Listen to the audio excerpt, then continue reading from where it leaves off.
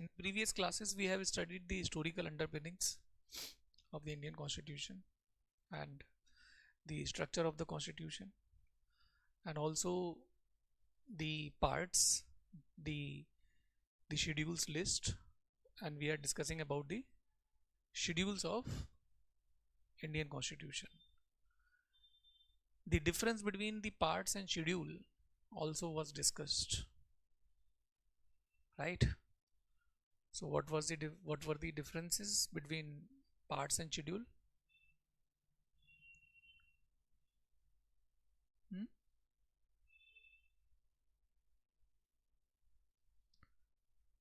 Not all schedules are parts, but all parts are schedules.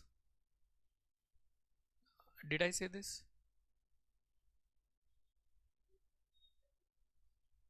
So you can say that, you can, in that other sense, you can say that parts are supraset, whereas schedules are subset of the parts.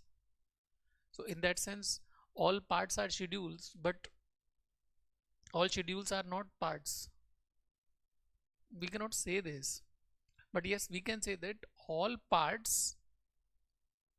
schedules are parts of some parts. Part in the Constitution means simply what? Chapter. If it is a book, then parts means chapter. Schedule means appendix attached at the end of the book. That's what is the case. So we discussed the schedule 1.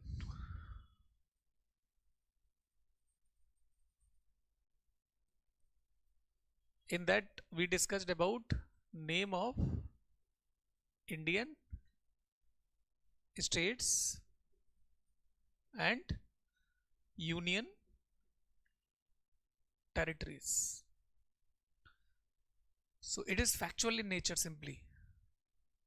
If you need to make a new state, you will be amending it in order to have that name of a new state.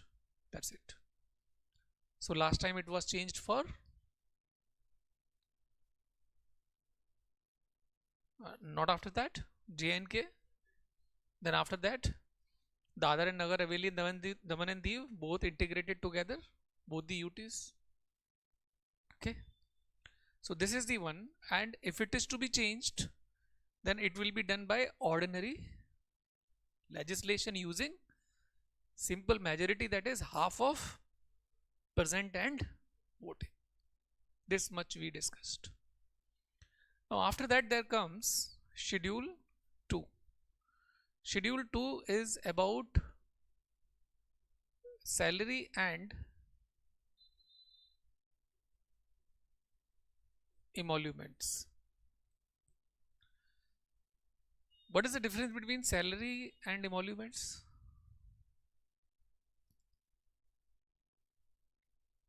Salary and emoluments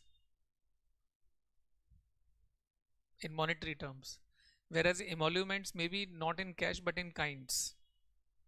Is it so?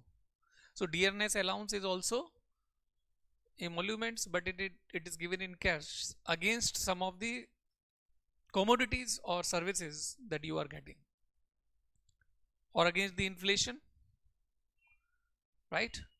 But the salary amount is decided one, guaranteed one, the minimum one to sustain the life. Maybe the retention part is also there in the salary. Now schedule 2 is talking about the salary and emoluments for the constitutional dignitaries like president, vice president, presiding officers of Rajya Sabha, Lok Sabha, right? The Rajya Sabha's presiding officer is called as chairperson, who is vice president, whereas the presiding officer of Lok Sabha, the lower house in parliament, is called as speaker. Then the judge's salary, CAG's salary. Why it is given in schedule 2? Because of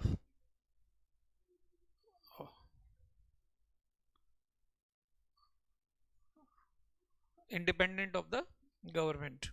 But how the independence of the government is ensured by having it in Schedule 2? So the salary, if you are saying that charged on consolidated fund, इतना ही काफी है, charged on. So what is the meaning of this expression, charged on? Not be altered to the disadvantageous position. Means what?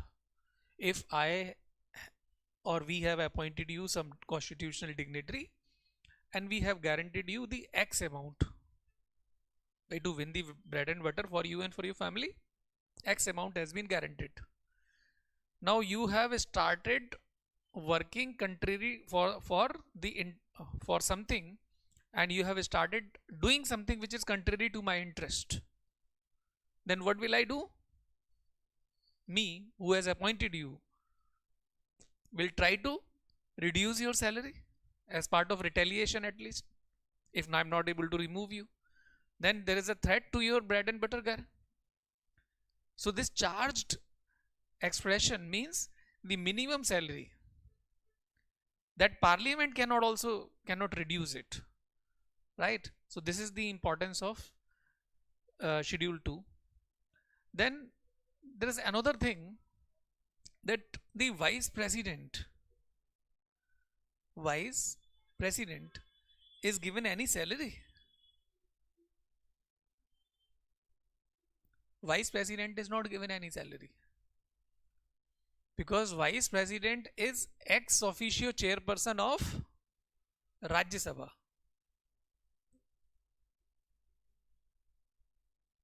Ex officio chairperson of Rajya Sabha, and for that work in Rajya Sabha that he is doing as a chairperson or presiding officer, he is given salary. But as a vice president, he is given only what is called as emoluments.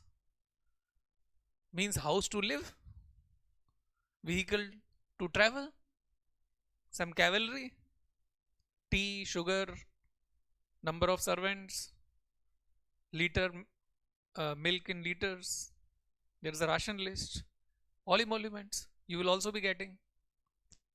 Office ration different, house ration different. If not ration, then dearness allowance. It is decided. Okay. Then if we need to change the salary and emoluments, do we need to have a special majority, Constitutional Amendment Act, or ordinary legislation, simple majority? Ordinary legislation, not the Constitutional Amendment Act requiring special majority, which is harder to be obtained. 2/3% in voting, which should be at least half of the total strength of the house. Clear? So this is about Schedule 2. Now there comes Schedule 3. Schedule 3 is about oath and affirmation. Now what is the difference between oath and affirmation?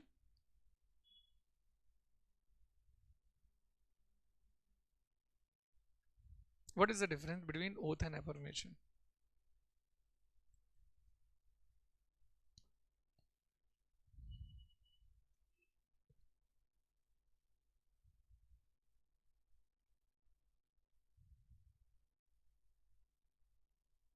In Hindi, it simply means kasme, vade.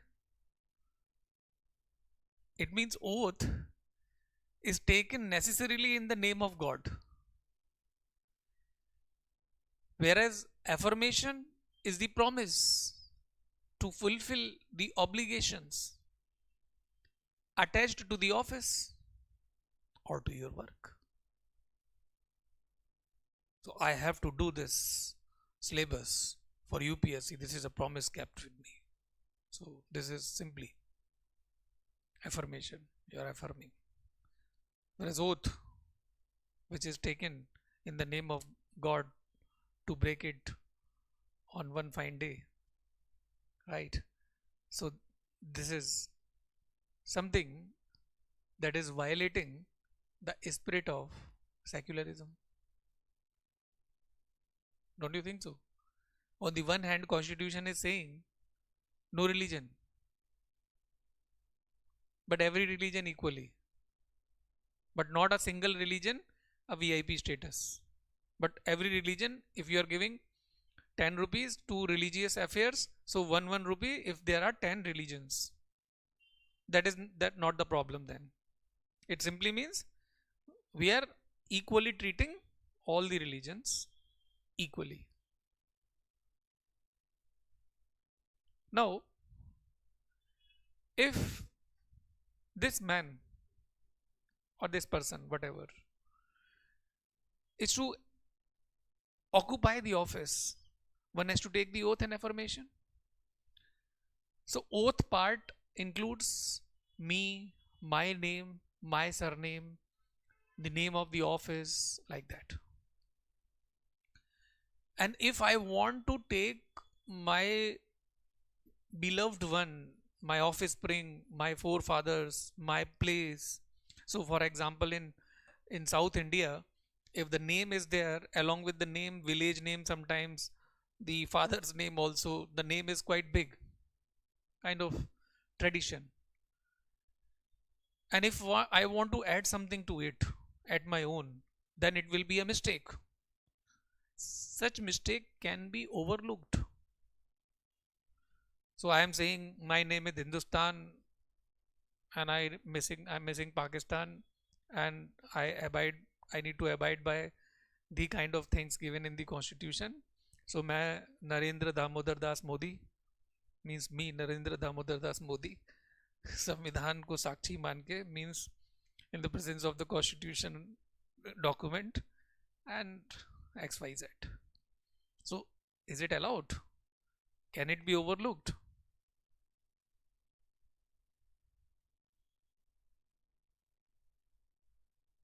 So if one is not able to speak because of the tongue twist effect since childhood, maybe because of a particular language, the dialects, pronunciation is not that proper, maybe the person is illiterate,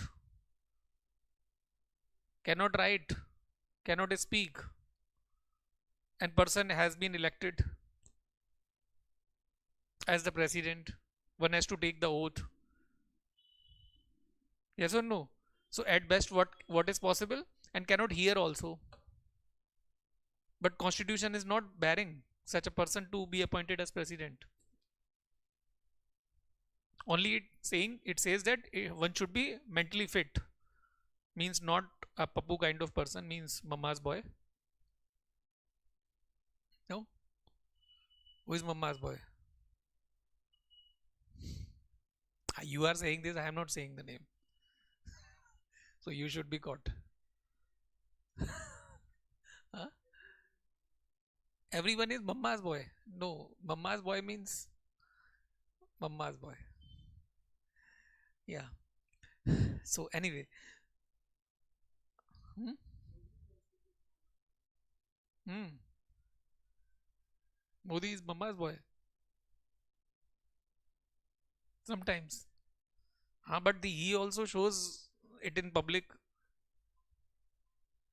which otherwise may not be, can be avoided. But anyway, so schedule 3 oath, if there is a mistake in the kind of oath part with related to the name of the office, then it can be overlooked. It can be overlooked. But if there is any mistake in the affirmation part, which is about the duties attached to the office, then entire oath and affirmation will be invalidated. The person has to take the oath in the correct format, and till the time it is not happening, the person will not be allowed to sit in the office. So the constitutional validity of schedule 3 was there in the eyes of Supreme Court, that it is valid. Though it is violating the spirit of secularism, that is also fine. But they divided it into two parts, the factual part and the substantive part. right? So this is very, very important. Now there is another question, that if the schedule 3 is to be amended, then the simple majority led ordinary legislation is required, or we require constitutional amendment act under article 368 with special majority. It requires a special majority, article 368 constitutional amendment act. See, पैसे से ज़्यादा, sorry, God important है. Yes or no? Because it is related to the ethical and moral fabrics, premises of Indian Constitution. But otherwise, what Constitution is doing, what preamble is doing, imposing a kind of value cap on you guys' minds. What Article 51A is doing, which is not punishable, putting a value cap. As far as you are a citizen of this nation, that's it. You can violate it, but there is a guilt feeling. Okay, so this is more important. You have understood this? Then there comes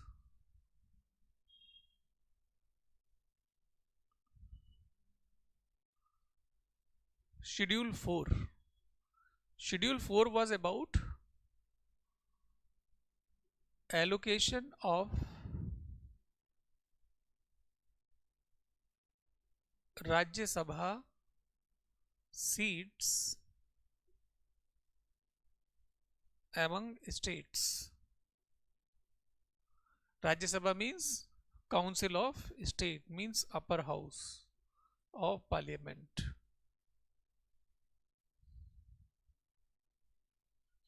So allocation of Rajya Sabha seat among the states. The Rajya Sabha seats, which are 245 in number as of now, though the maximum number can be 250 because population is less today in India. So in proportion to that less population, we are having only 245 seats. The 245 seats have been distributed among Indian states in proportion to the population. It means more the population, more number of seats. Which Indian state is most populous? UP. So maximum seats there. There are states, small states like Puducherry, Sikkim, 1 seat each. You are getting my point? Now, is there any country wherein principle of equality is followed as far as the number of seats are concerned? US. Why? Because the upper house in US is called as Senate. Total 100 seats and 50 states, 100 divided by 50, 2 seats each, irrespective of their geographical area, irrespective of their population. It means Schedule 4 violate the principle of equality or not? Answer is yes. Understood? Got my point? Yeah. So that's how it is. This is number one thing. But then another thing is that if it is Rajya Sabha, Rajyo ki Sabha, mean Council of State, the union territories should not be allotted seats out of it. But do or does Delhi has Rajya Sabha seats? Yes. How many? 3 seats. Being union territory, extended part of union, so-called center, right? Not the state. But then Rajya Sabha seats. So it is eating the vitals of the states or not? So it means it is a non-federal feature provided by Schedule 4? Non-federal expression means what? Contrary to the interest of the state. Federation word means what? Equality between center and the state. So India is not a federation, is proved by Schedule 4. So if in prelims there is a question, consider the following. Number 1, should consider the following with regard to Schedule 4. This is the question. Number 1, it violates principle of equality. Number 2, it violates the principle of federalism. Then number 3,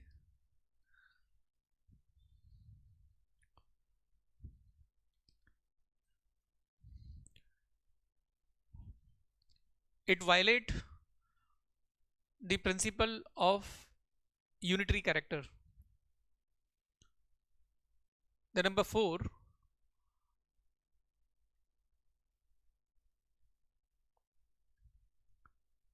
it is having fixed number of seats. It is having fixed number of seats. The niche options below this, the options are there. 1, 2, 3 are correct. 1, 2, 4 are correct. 1, 3, 4 are correct. And all are correct. What is the answer? 1, 2, 3 are correct. There was one thing which was not correct, that it is violating the unitary character. It is not violating the unitary character. Unitary character means thinking about the union more. So union territory represented in Schedule 4 means it is not violating the unitary character, but it is violating the federal character. So 1, I think 2 and 4. Third was the, I think it is 1, 3, 4 or why? Yes. So 1 and 2 should be correct. Fixed number of seats are not there in it. Tough question. Should not be there in the exam. Should be there. Okay. Maybe there. Okay. So that's how it is. So now, if there is any amendment required to be done in Schedule 4, it requires ordinary legislation or Constitutional Amendment Act.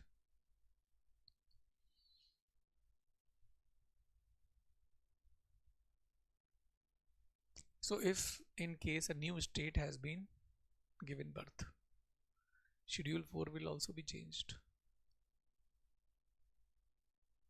And Schedule 1 was requiring ordinary legislation. Schedule 4 will also be adjusted with the numbers of Rajya Sabha seats. Ordinary legislation. Now, yes, if you need to change Schedule 4's concept itself, then it will require Constitutional Amendment Act.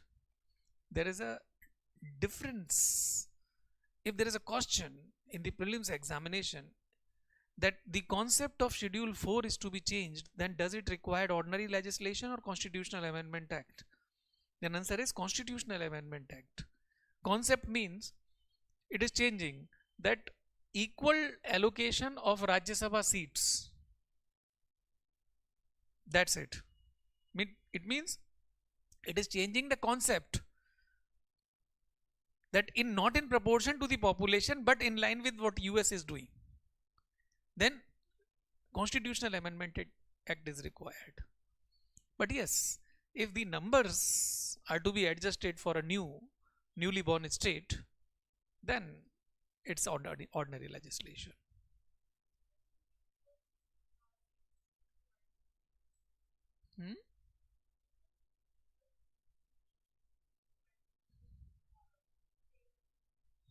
I don't think, because of the fact that equity is greater than equality. It is not a stock market wala equity. Equity means what? Process of making unequal people equal.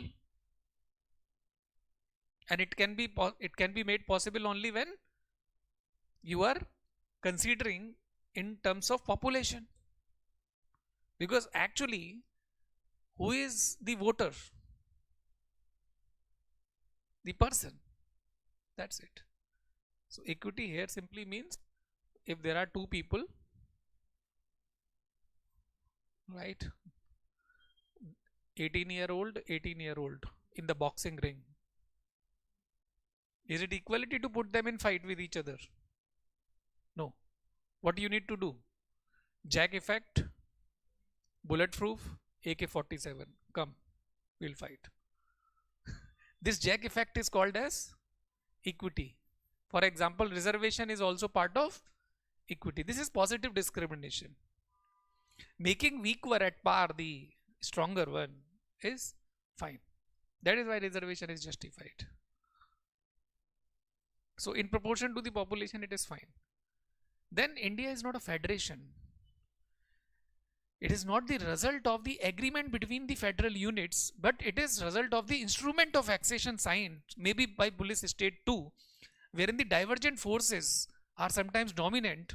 It is hard for a neutral federal unit or federal setup or pivot to just keep them together intact. But it is good that we have union to balance this even by force. In that sense, the in proportion to the population concept is fine. These are the two logics and reasons for not having equal distribution. Right? Up till this point clear? So we can write one line about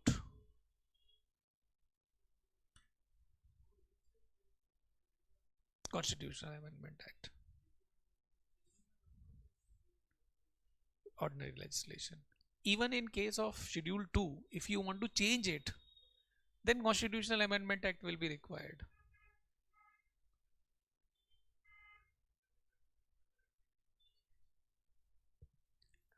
No, it is not influencing federal matter.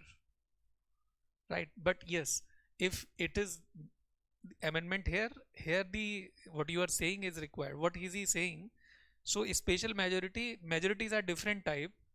I have not discussed so far. So special majority here, if any, because it is a federal matter, because it will be influencing the states. So 2/3 present and voting, which should be more than or equal to half of total strength of the house. Along with this, minimum half of state legislature's approval by simple majority. What does it mean? How many Vidhan Sabhas we have in India so far? Total Vidhan Sabha, 28 states plus 3 union territories. Total 31 Vidhan Sabha. So into 31. So approximately 16. So 16 Vidhan Sabha should ratify this. And for any other reason, any other federal matter is to be amended. For example, GST. So it will be collected from every state. It is influencing the state revenue distribution. Right? So for example, NJAC, National Judicial Appointment Commission, it was influencing every state high court, federal matter. Okay? Please write one line. Schedule 2.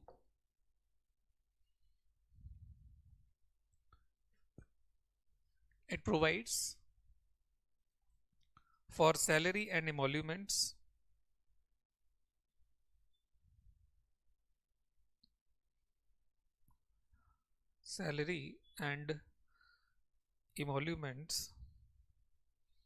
and pension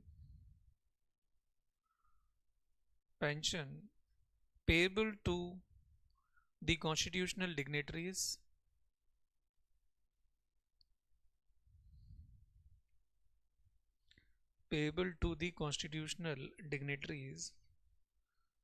like president, governor, comma, presiding officers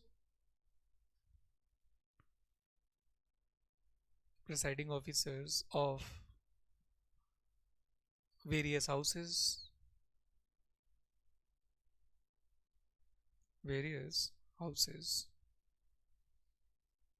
right? The importance of schedule 2, the importance of schedule 2 lies in the fact that it provides for what is called as charged expenditure, what is called as inverted comma charged expenditure, that is the salary amount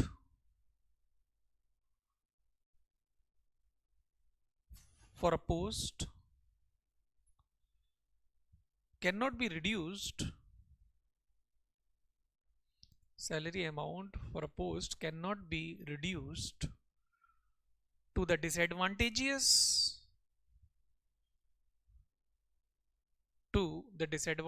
amount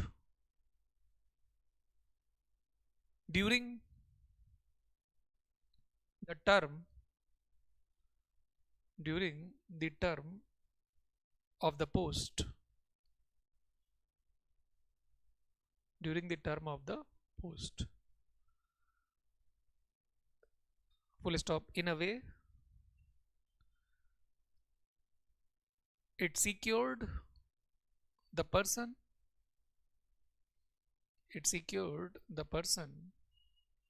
to act neutrally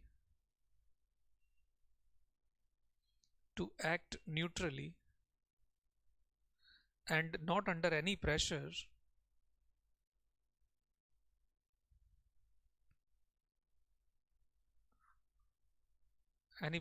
that might have come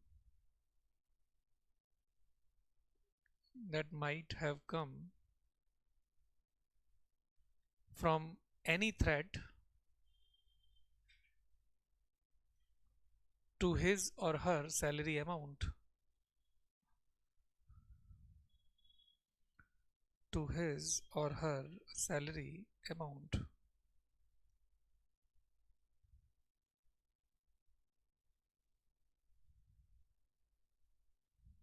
okay. Then right below this, the provisions under schedule 2 can be amended by ordinary legislation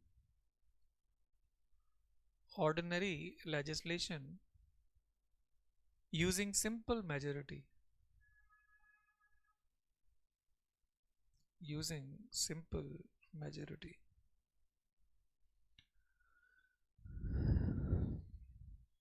Okay, now put the heading schedule 3.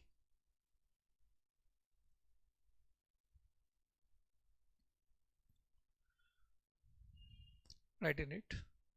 It provides for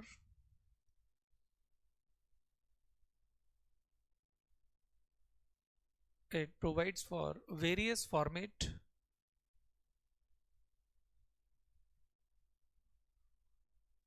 of oath and affirmation.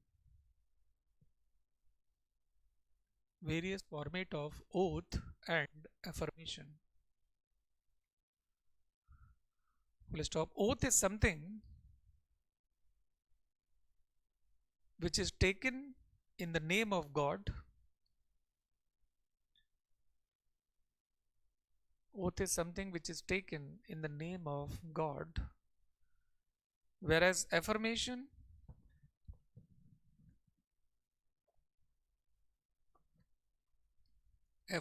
means promise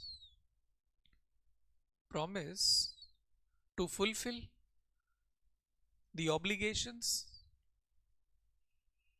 and duties and duties attached to an office attached to an office. Full stop. Thus schedule 3 underscores the principle of secularism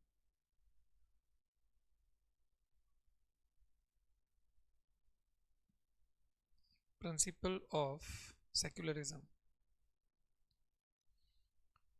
Okay, the next paragraph. Supreme Court in KM Sharma case 1990.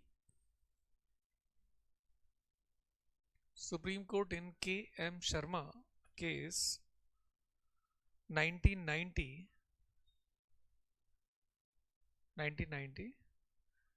classified oath and affirmation into oath and affirmation into descriptive and substantive part.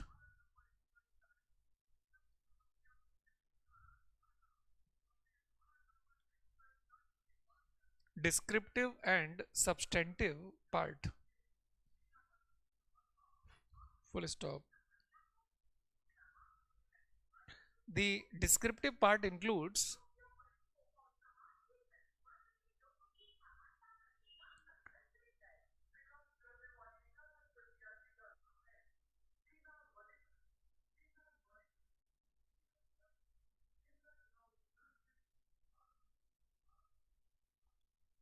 election campaign.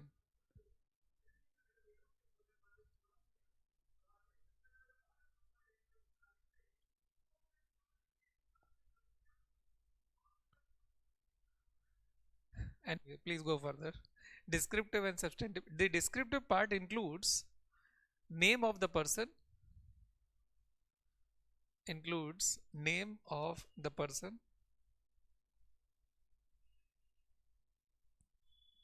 and designation of the office. Name of the person and designation of the office. Full stop. If there is any mistake, discrepancy or error, if there is any mistake or discrepancy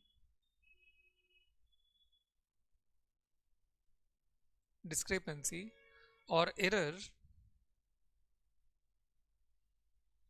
in the descriptive part,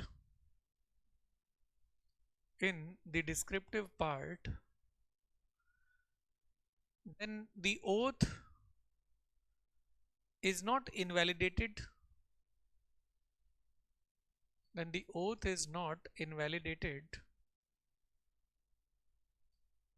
And the person is allowed to sit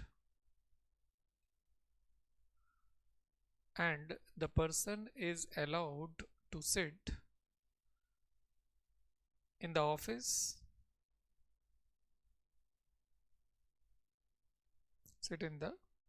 office, full stop. But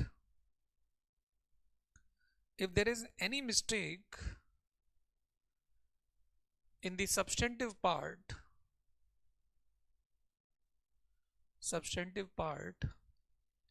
which is about the office duties,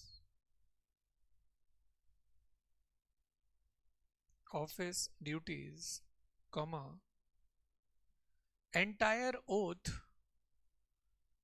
is invalidated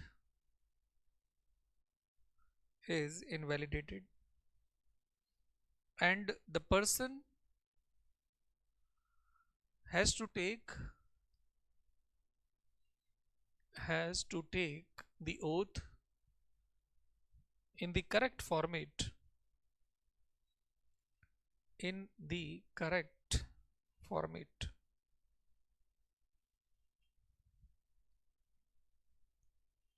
Okay. The next paragraph. Schedule 3 also provides for of secrecy, oath of secrecy for certain offices as they come across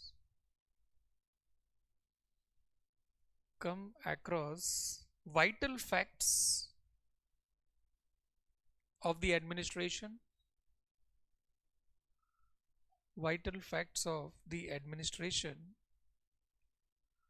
that are crucial for national security, that are crucial for national security.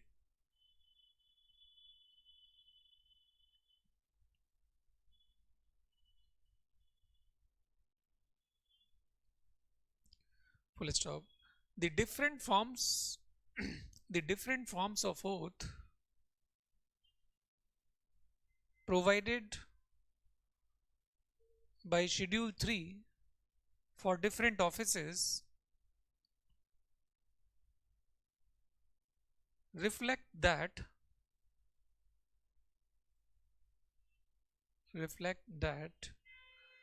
every office every office is different for its responsibilities and roles, for its responsibilities and roles.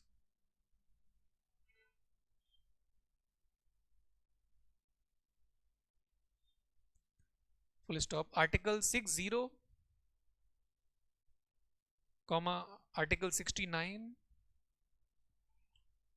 and Article 159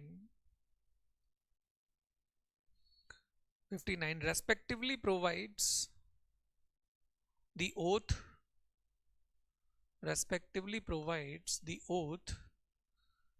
of the President, Vice President and state governors And right below this, the provisions under Schedule 3 can be amended by Constitutional Amendment Act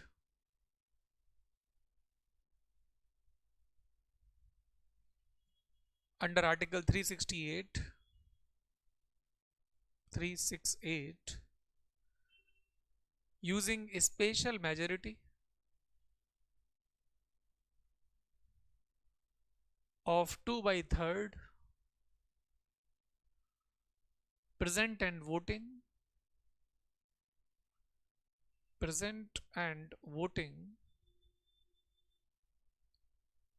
and which should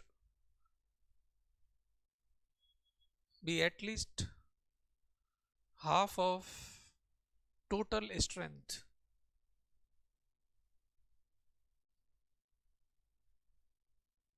Half of total strength. Fine. Then write about Schedule 4.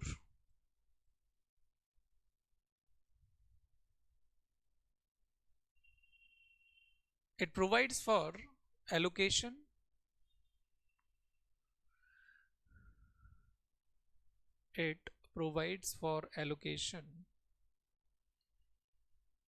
of Rajya Sabha seats among states. Rajya Sabha seats among states. The Rajya Sabha seats have been distributed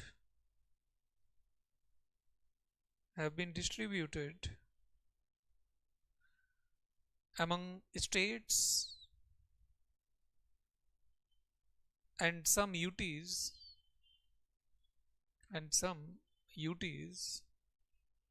in proportion to the population,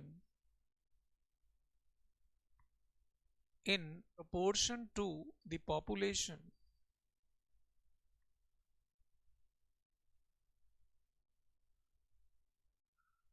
full stop. So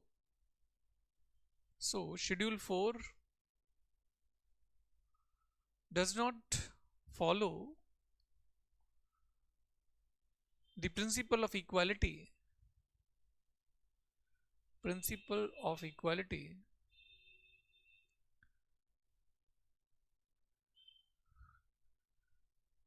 principle of equality, which is followed in US as 100 seats in US Senate, US Senates have been distributed equally among 50 states, equally among 50 states, that is 2 seats per state, 2 seats per state.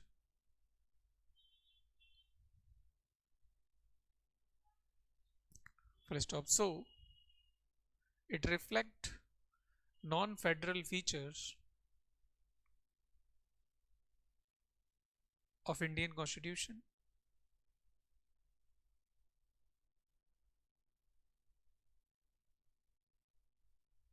non-federal feature of Indian Constitution, and it is justified.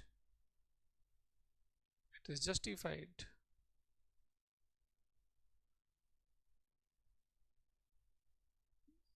because of signed instrument of accession, instrument of accession, and not agreement, between center and state,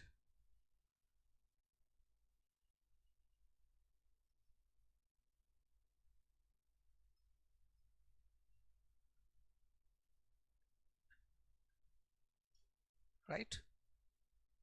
Understood this line? Okay. Then right below this, the provisions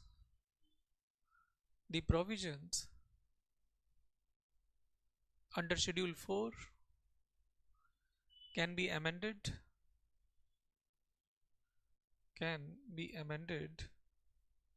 using ordinary legislation,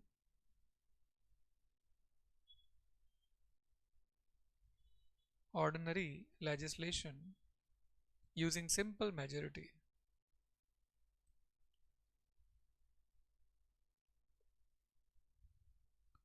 Using simple majority.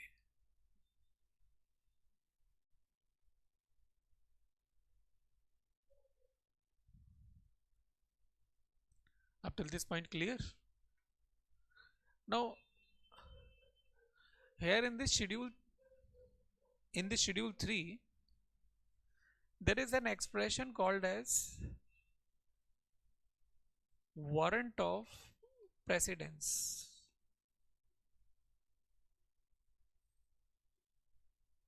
What do we mean by the expression warrant of precedence? Means simply hierarchy. So when we are having different forms of oath, right, so we are also deciding the order, right, sequence. So this is also the significance of schedule 3, warrant of precedence, hierarchy basically. Okay, now we will be discussing about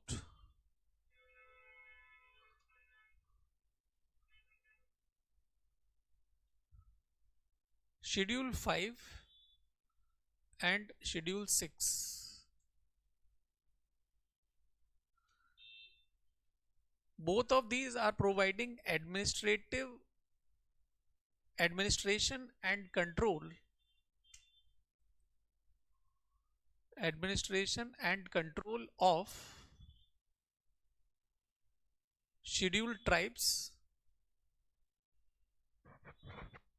as well as the tribals plus tribal area in Assam, Meghalaya, Tripura and Mizoram. Whereas scheduled tribe in whole India except Assam, Meghalaya, Tripura and Mizoram. Understood?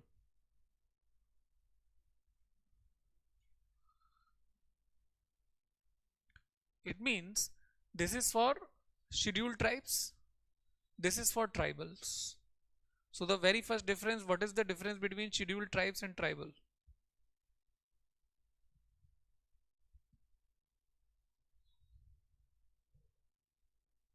Hmm? हाँ मतलब fine.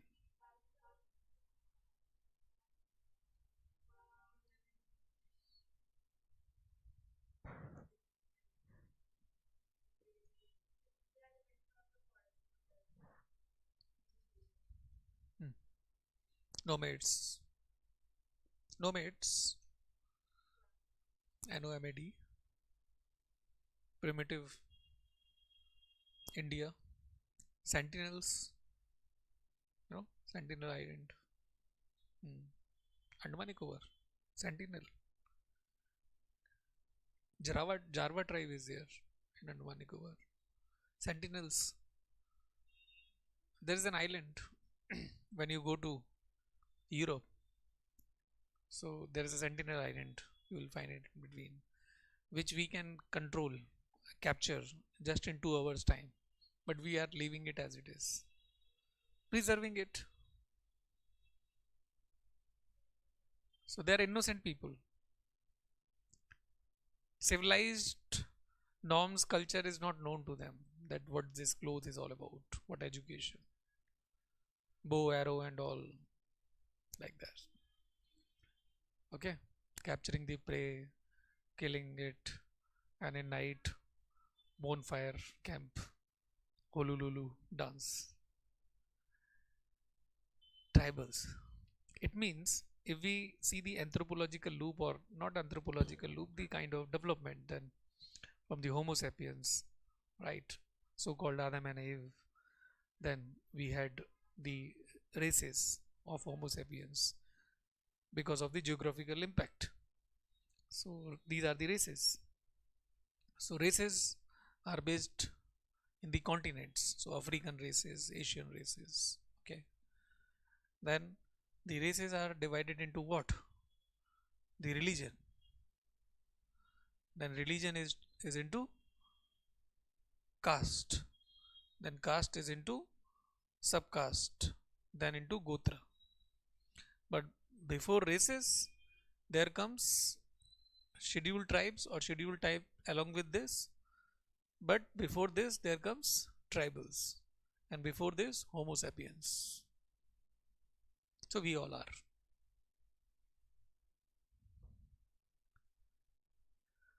So can tribal be given benefit of the government jobs? Is there any kind of use of giving them the benefit of reservation in government job?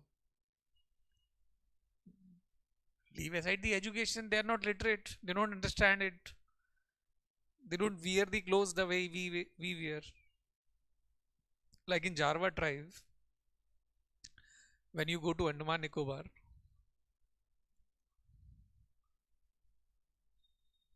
JRWA or JARVA, whatever. So Andaman Nicobar, there is a place called as Diglipur, right? So when you are going by navigational route or directly flight, okay, flight is I think not going directly there via Chennai, it is going. So it's a good place after Goa. If you need to enjoy kind of water sports, it's good place. There is one Air Force unit also, which is keeping that island. So Jarva tribe. when you are going through bus, and bus is plying on the road, it will be stopping in between. So they will come wearing the kind of tree leaves clothes and all, and will be asking for some of the food articles or sometimes liquor that you are carrying. That's it. People started making their videos and pictures, naked body, they are dancing, because they don't do anything. They are like PK. There's a movie PK, so like that. But then Supreme Court took it seriously that you are making the mockery of their culture. They don't know anything. So no bus stoppage. Bus glasses will be with black films. Okay, you will not stop it. No camera, nothing. You cannot film them. So this is the sensitiveness of the tribals, the primitive part of India.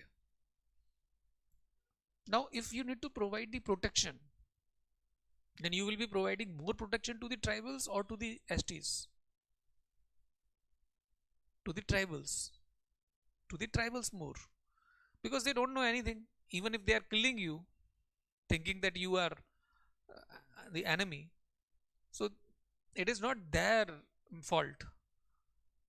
It is not their fault. Say for example, Lakshadweep, after getting independence, fearing that Pakistan will reach there, our Iron Man ordered our navy to reach there and just fly the tricolor. So after 2 hours, when Pakistani navy was about to reach, they saw tricolor and they returned back, took U-turn. Otherwise Lakshadweep might have been captured by them. But these people, resident of aboriginals of Lakshadweep, they are thinking that what this clothes is flying, and they don't know anything, and they are not knowing till date. So like that, we are keeping that island is in the original format.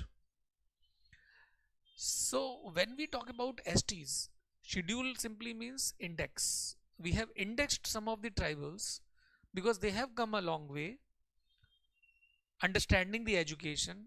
Might be they are taking the help of some vernacular alphabets like ABCD they are using, but they are having different language. Different language. So what is your language, my friend? Hello. So the alphabets in ABCD. Yeah. But it is not English, that we cannot understand it. Is it? So script is different. That is ABCD, that we can read his language, but we cannot understand the meaning of it. Understand it that way. So now if we are giving them reservation on the part of positive discrimination, the equity factor, because they were not familiar with the kind of settings here, but they understand the kind of education, they understand administration, they understand it. So that is why it is so. So Article 15 and 16. Article 16 for the government job including IAS, IPS and these all civil services. We can reserve the seats.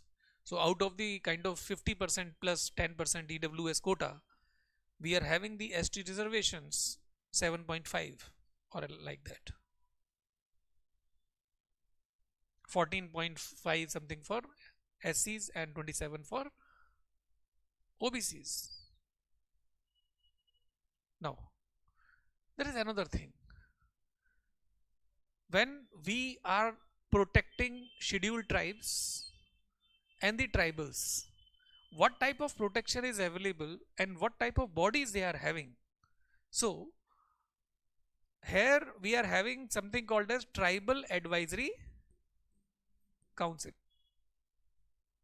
Tribal Advisory Council. Assam, Meghalaya, Tripura and Mizoram are not having TACs. TACs like Madhya Pradesh is having most of the STs population. In Rajasthan we are having Meena ST. They are very well like us. Right? So, Tribal Advisory Council is elected plus nominated body. Elected plus nominated body. And the governor, if the state legislature law is to be applied in any of the scheduled tribe area, may apply it directly with some of the modification coming naturally from the leaders of the community represented through a body called as TAC. But they can apply, it can be applied. Even the parliamentary law, the president will be asking the governor to apply it, and it can be applied. For example, Hindu Marriage Act or any amendment to Hindu Marriage Act. So polygamy will not be allowed. So 1954 episode, Nehruji didn't want it to happen. Sorry, Nehruji wanted it to happen, but Dr. Rajendra Prasad wanted to have the monogamy, not polygamy. Right? Why? Because all the rulers here in India, Hindu Rajas, they were having more than one wives, including Ram's mummy, 3 mummies. You understand? Mother, mummy means mother. Lord Ram, here a very popular god. Okay, so Ram's father, Raja Dashrath, King Dashrath, was having 3 wives. So Hindu rulers, Rajputana and all, Jaipur, on the name of Raja Jai Singh. How many wives? 16. 16. So it was that kind of marriage alliances and kind of life, field life. So now it is not possible. It's an offense, civil offense. Okay. So if the governor is wanting to apply it, it can be allowed. And it is a possibility that in some of the ST clan they are allowing the marriages more than one. There is something called as polyandry also. There is one place in Uttarakhand or in Himachal, I think so. Himachal. So one family is following Pandavas traditions. You understand Pandavas? So another, epic, apart from Ramayana, there is epic document called as Mahabharata. So in Mahabharata, Mahabharata, so Pandav, 5 brothers. So what was the name of that lady? Draupadi, Panchali. So wife of 5 people. Why? Because of the innocent obedience of mother, that they asked mother that we have brought something for you. So mother, without knowing that what they have brought, told the son that please distribute it among you guys. So that was innocent obedience, and hence the tradition. And it was followed sometimes with the blind belief in that. Anyway, so TAC is an elected and nominated body, and the governor is protecting them for the rules and regulation and the administration. But when we talk about the tribals, here we are having regional council and district council. Regional councils are bigger. Regional council and district council, and these are largely nominated body. Governor cannot apply state laws and the parliamentary laws without having the acceptance from DC and RC. Not possible. So they are more powerful. Then they are having only executive powers, but they are having legislative, executive and even judicial powers subject to the approval. Fine, right? Then punishment for some of the small criminal activities. Even they can award death penalty, but it will not be approved. That is why subject to the approval. You understand this fact? Now, if you need to change Schedule 5 or Schedule 6, it is possible through simple majority led ordinary legislation. Now, if you are talking about only AM/TM, but how many northeast states we have? 7 sisters. Yes or no? So if the 7 sisters are there in northeast, then why are we talking about 4? because originally there were four. These four states were disintegrated, especially the Assam, and that resulted into the formation of rest of the three states. Right? So that's how it is. So we can take one line about it.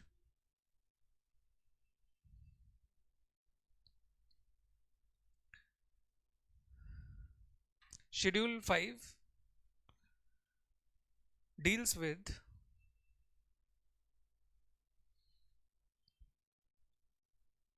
administration and control,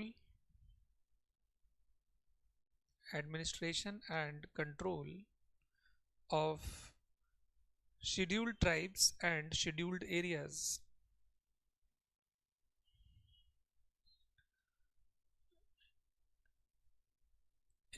Anywhere in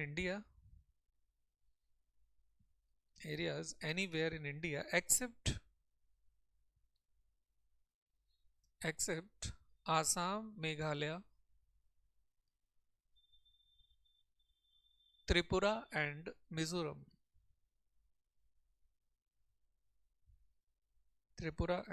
Mizoram.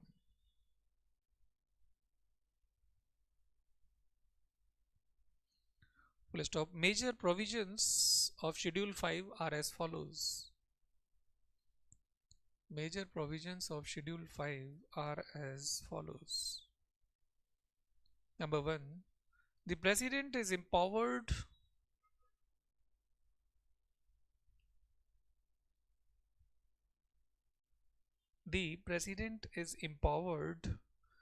to constitute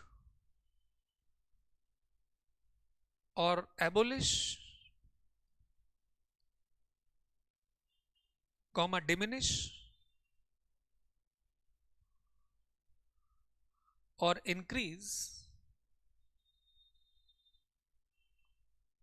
diminish or increase the scheduled areas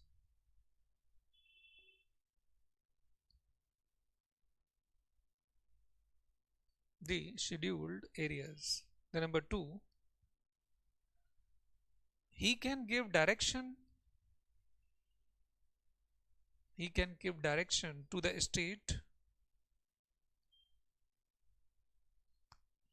Governor can give direction to the state for the scheduled area administration.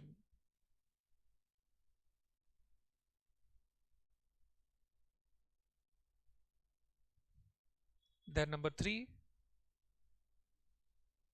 governor submit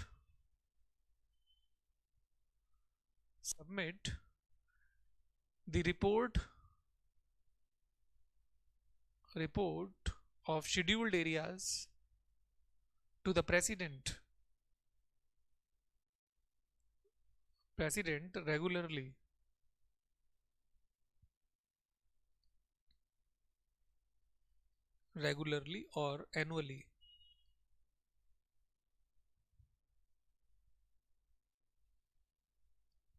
Or annually. The next, governor shall constitute a body called as Tribal Advisory Council.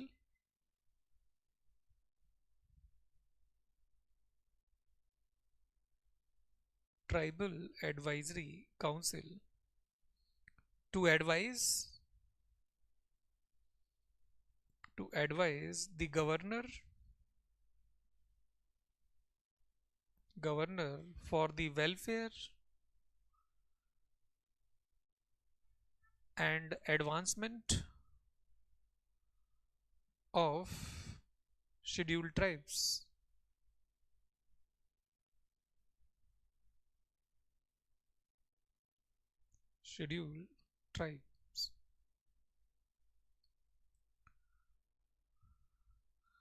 Okay, the next, governor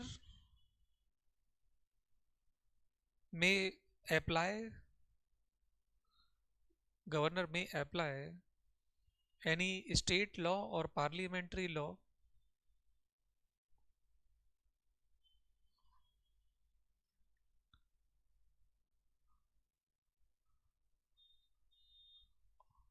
in original form in original form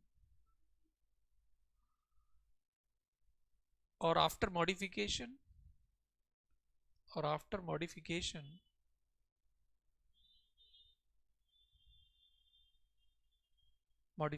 as per the recommendation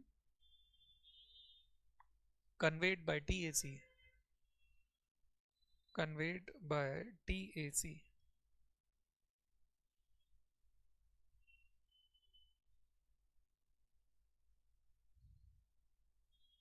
Right, the next, the allotment of land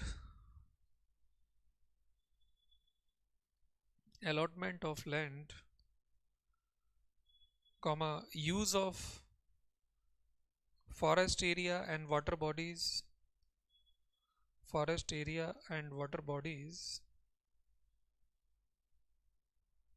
etc cannot be done cannot be done without the government without the approval governor's approval subject to the assent given by the president, subject to the assent, ASSENT. Assent means acceptance. Assent given by the president.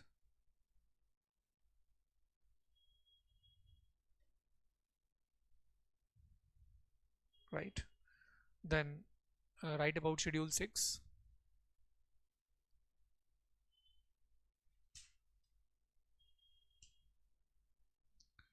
It deals with administration and control.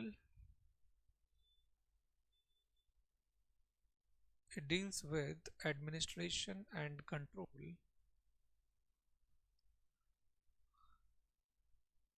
of tribal areas, of the tribals in Assam, Meghalaya, Tripura and Mizoram.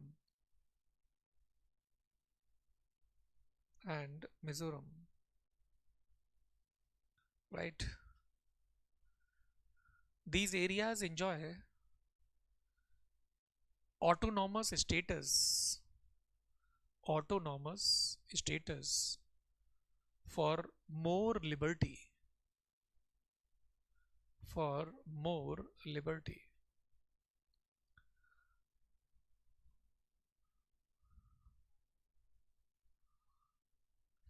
it provides for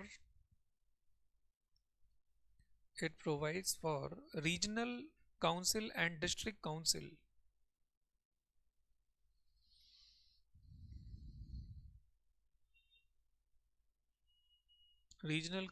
and district council that enjoy legislative, executive and judicial powers.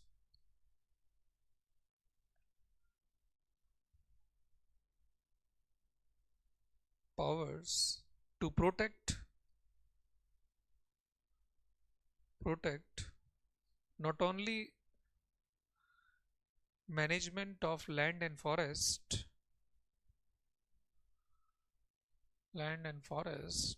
but also the customary laws,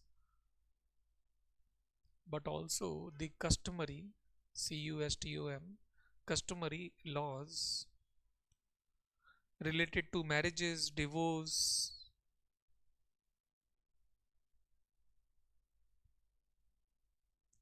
property rights, etc.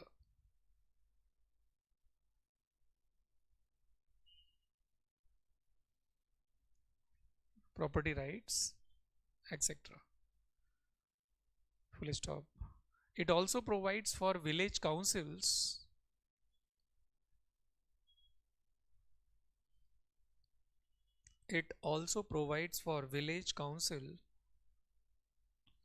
to act as village courts to act as village codes to avoid punishment for civil and criminal cases.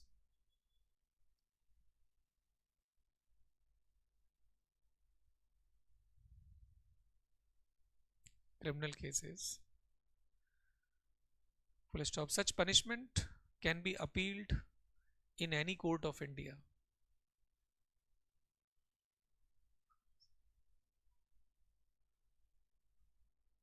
Any court of India.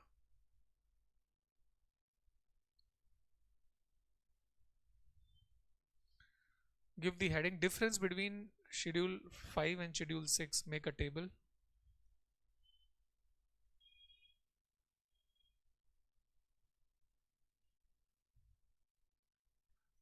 Number 1.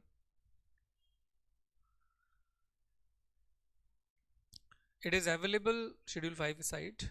It is available for whole India except AMTM.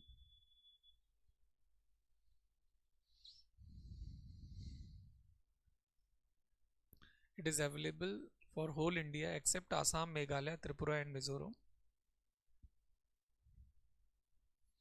Then on other side, it is available only for Assam, Meghalaya, Tripura and Mizoram.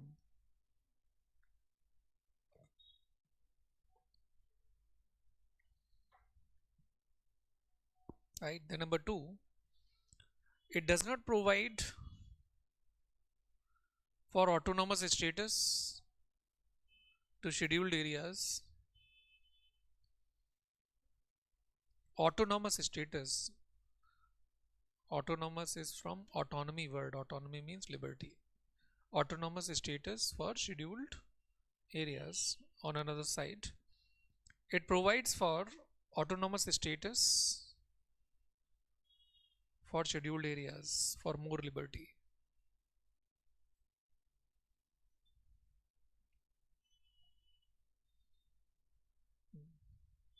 And the third difference, it provides for a body called as TAC,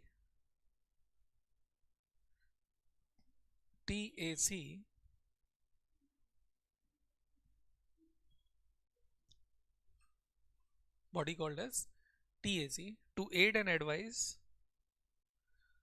aid and advise the governor for scheduled area administration.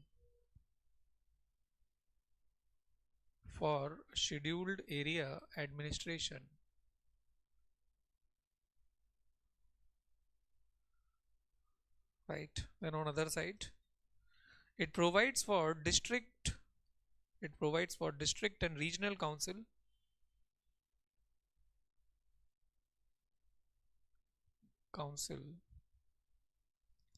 with executive, judicial and legislative powers.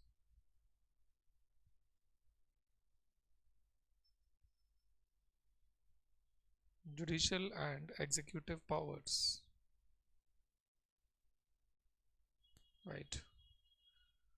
Then the next one,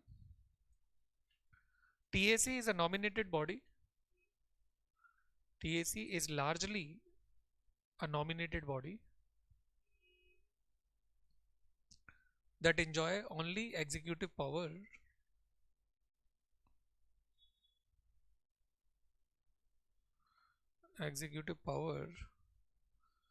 to protect and promote the ST's welfare.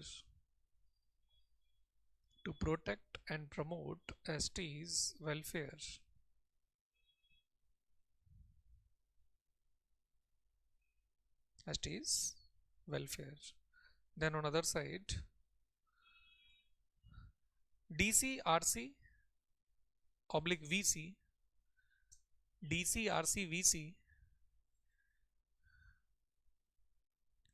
are largely elected bodies, in bracket 2 by third members, elected bodies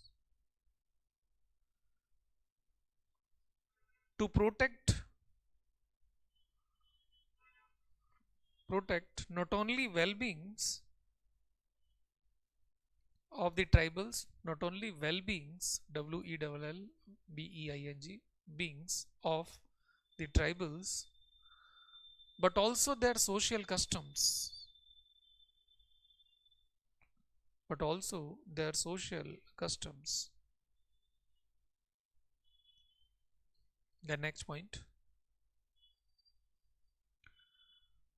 The parliamentary and state laws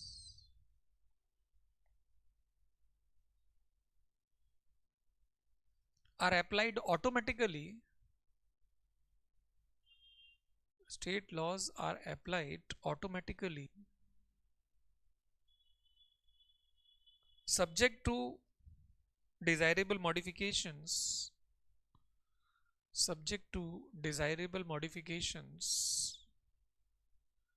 made by governor.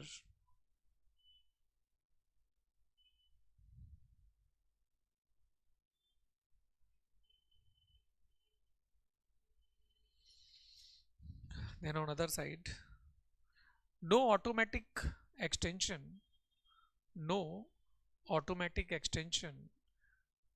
of parliamentary or state laws take place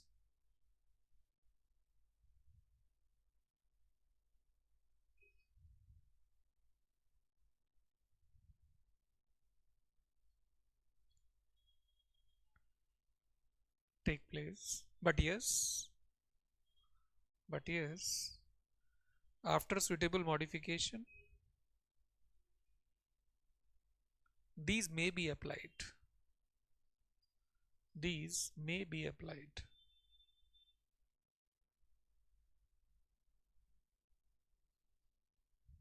Okay, so table close and नीचे लिखें the provisions under schedule 5 and schedule 6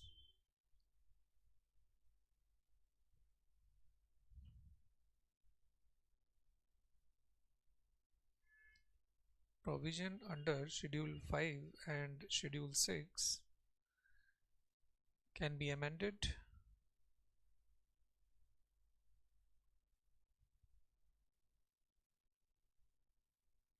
by ordinary legislation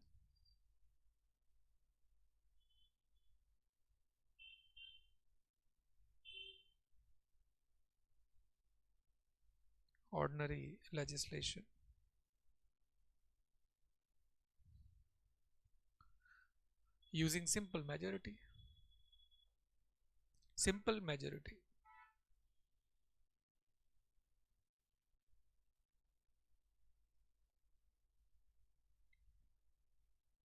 Okay, understood. So here we are having patriarchal culture. There in some of the states we are having matriarchal culture in the northeast. So I was attending one of the marriage in Meghalaya. So I was surprised that after marriage the bridegroom was going to the bride house.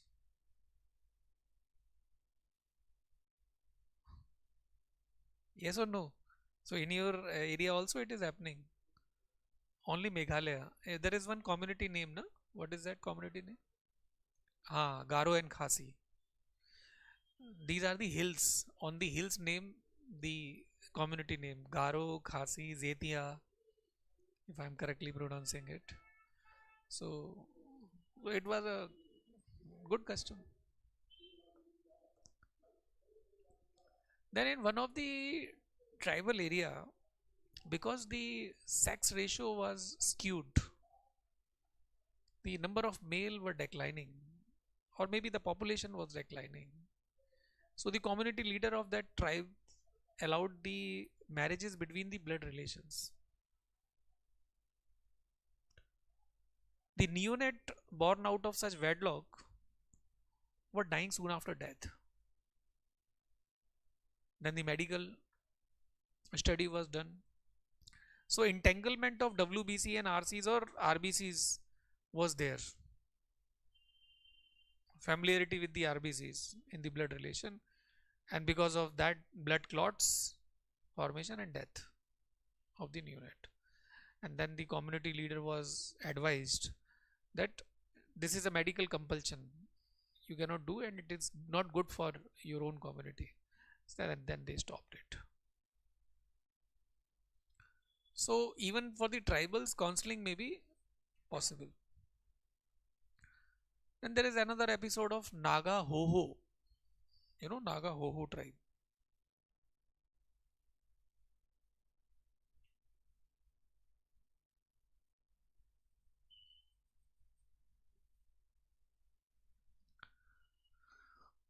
So they are extremely patriarchal.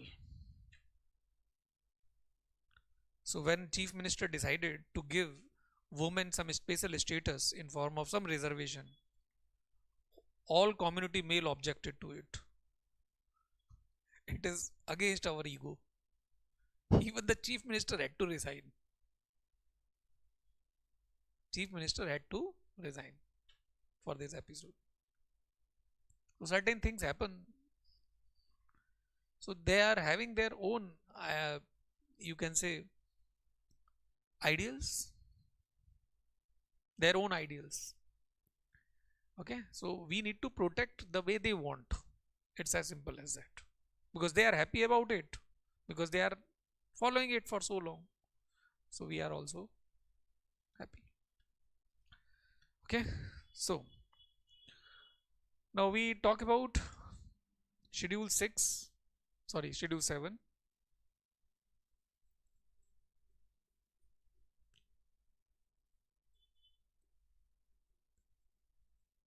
Distribution of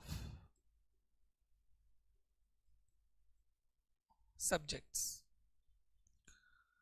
I told about diarchy. Yes or no? And I connected diarchy to schedule 7. So schedule 7 is having 3 lists existing in this format: union list, state list, and concurrent list.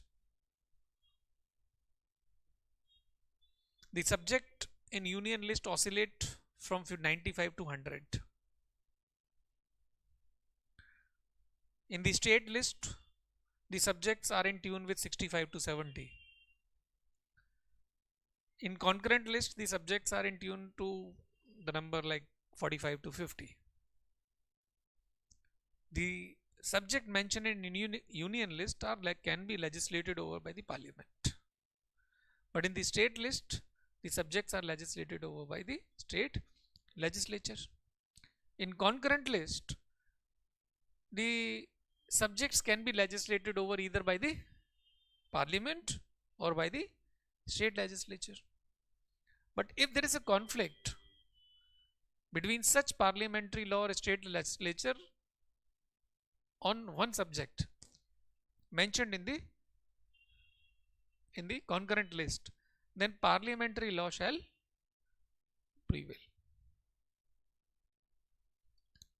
There are bearing some examples. For example, PMT, NEET.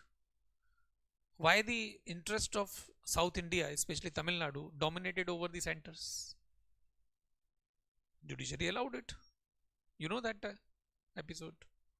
What happened in it?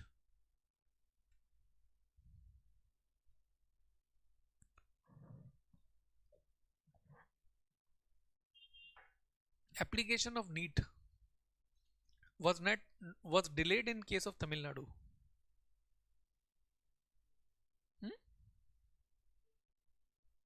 UG, PG both. So NEET replaced which exam? PMT.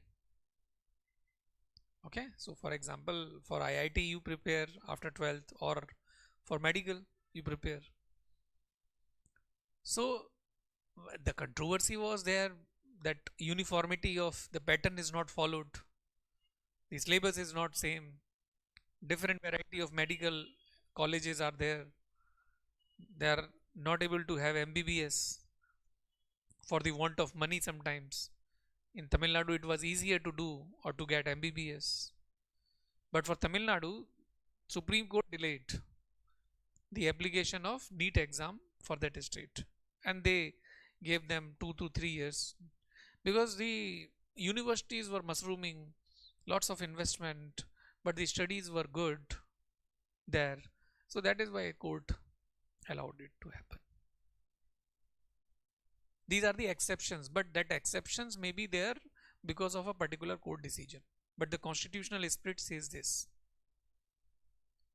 Now, apart from this, if any other subject is born or is given birth, is called as residuary subject.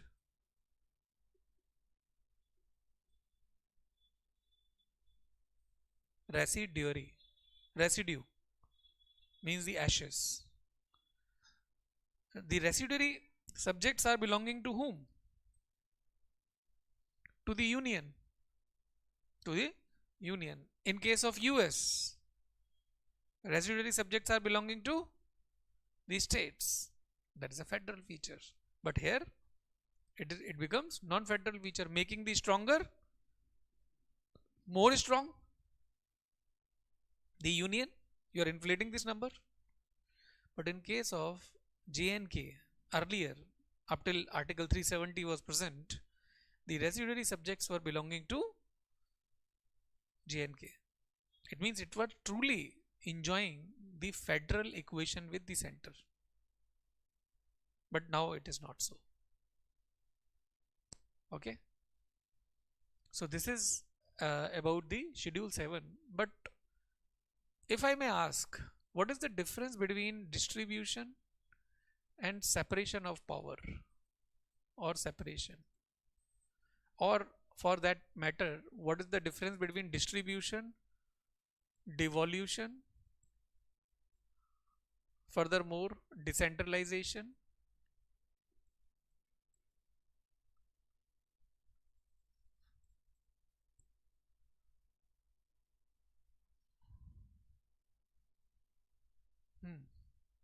There is something called as deconcentration also.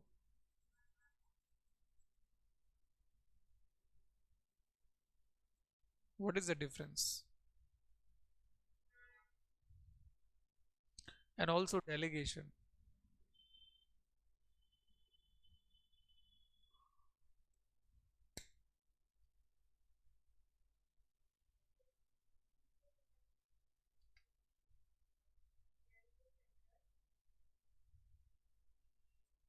And allocation. Totally confused.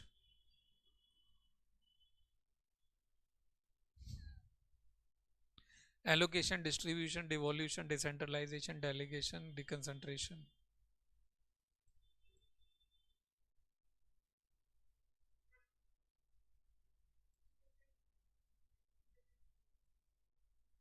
Article 50 of Indian Constitution 50 provides separation between executive and judiciary. Executive and judiciary. There is legislature also, but Article 50 is not providing this. Even Article 50 is not providing separation between executive and legislature. It is providing this much of separation, means 33.3% only, because this is another 33.3%. This is another, but such separation is provided in case of US, making it a completely or absolute federal state. Not absolute, but near to absolute federal state. You are getting my point what I am saying? You understood what I say? Understood? No? Okay. So distribution simply means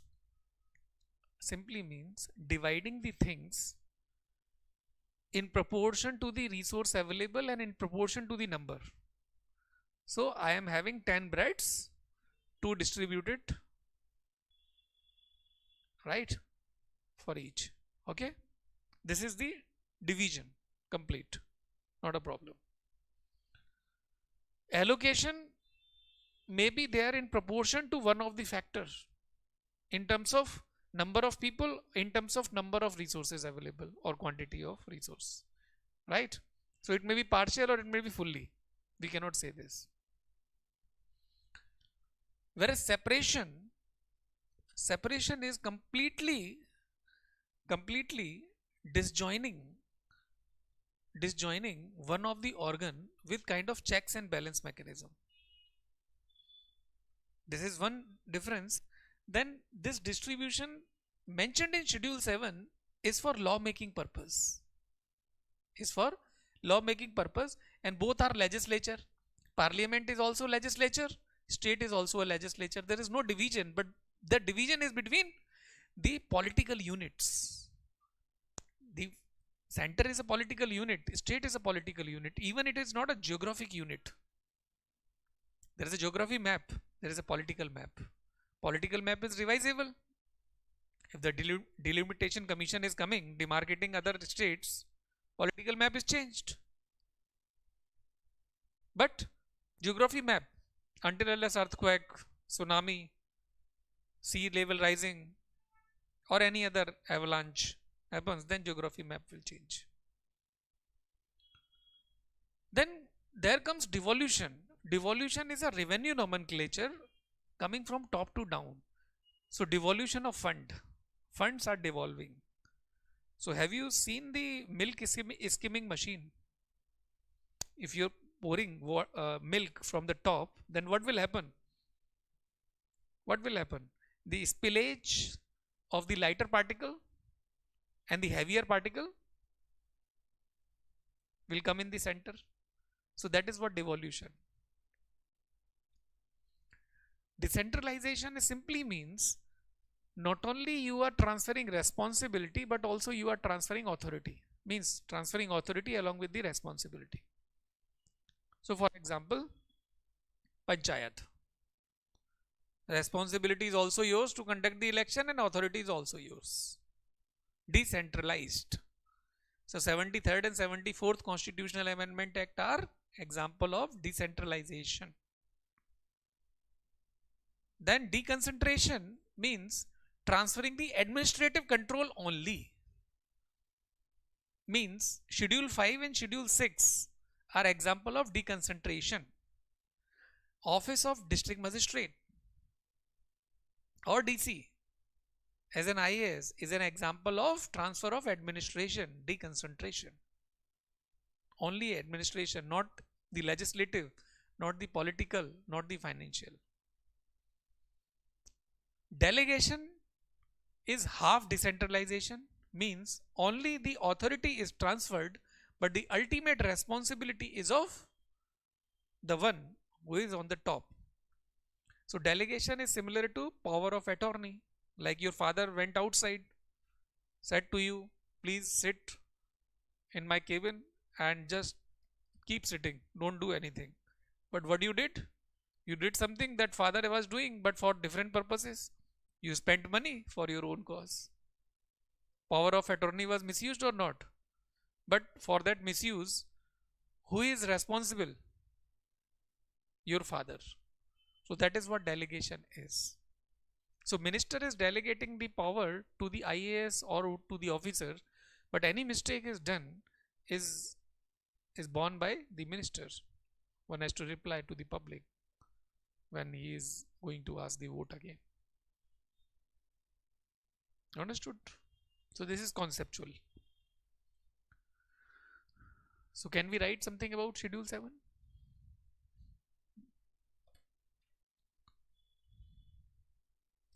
Write in it.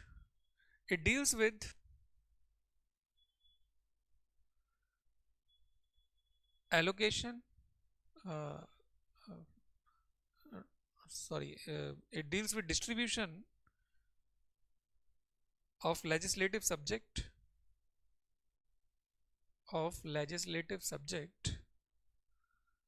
between center and state. Between center and state in form of 3 lists. In form of 3 lists. let's stop. Shift of one subject, shift of SHIFT, shift of one subject from one list to another, from one list to another is possible by way of Constitutional Amendment Act, by way of Constitutional Amendment Act under Article 368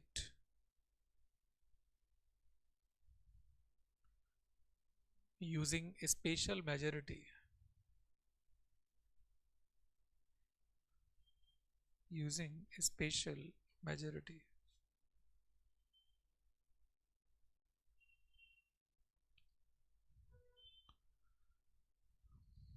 Other than this, the residuary subjects, residuary, residuary subjects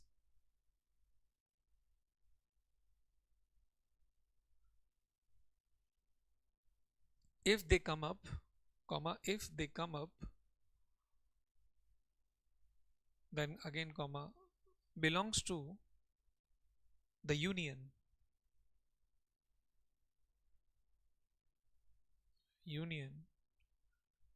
which is a non-federal feature, which is a non-federal feature,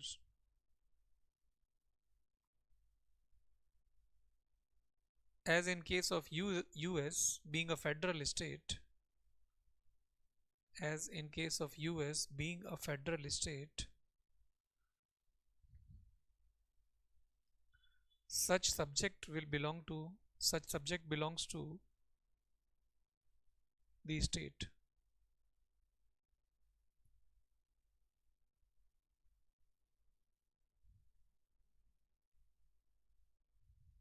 Belongs to the state.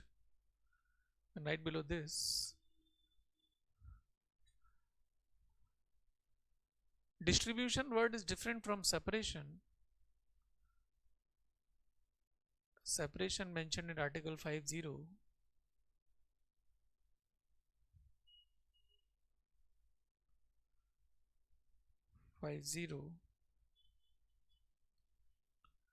As it is about separating the organs, not the subjects.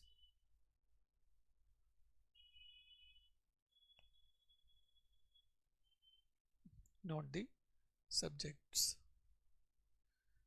Let's stop. Devolution word is financial decentralization. Word means financial decentralization.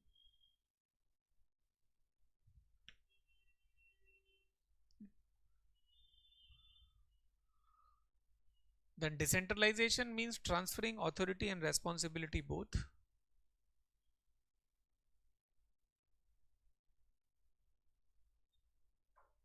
Responsibility both.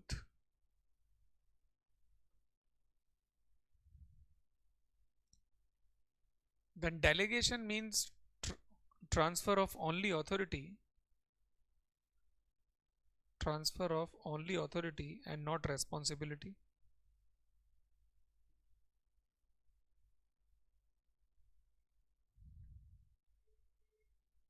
And right below this, deconcentration means transferring administrative control only.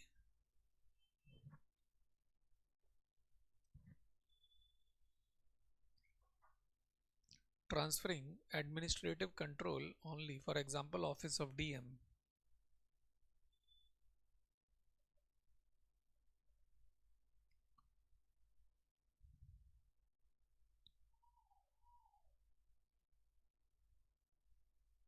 Office of DM, IAS wala.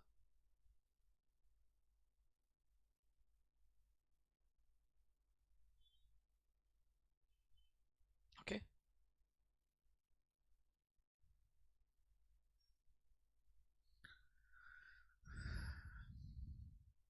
So rest of the things we will discuss tomorrow ahead of this.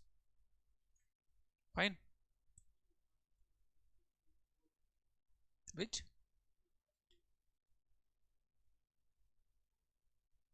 Fourth option.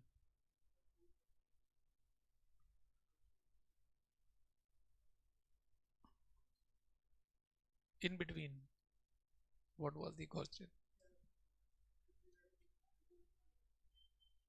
Schedule 4. What was the question? Acha, that question I gave you. You want it to have. Okay. Hmm? So consider the following for schedule 4. So number 1 was about the principle of equality, right? Then second was that non-federal or federal feature, right? Then third was about the equal distribution of seats, and fourth was union character. Only two were correct out of 4. So you want it to be written then tomorrow, or today you want it to? Today. That's the question. Is right. Consider the following for schedule 4.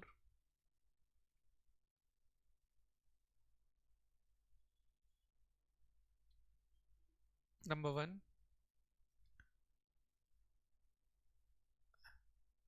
it does not follow principle of equality. It does not follow principle of equality.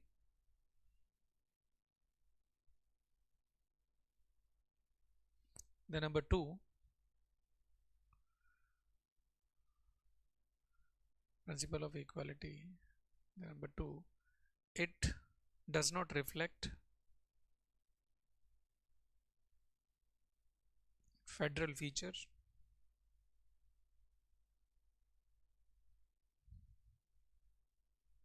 Then number 3, it distributes upper house seat equally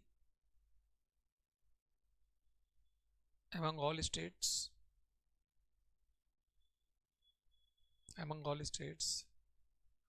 The number 4, it reflects unitary tendencies.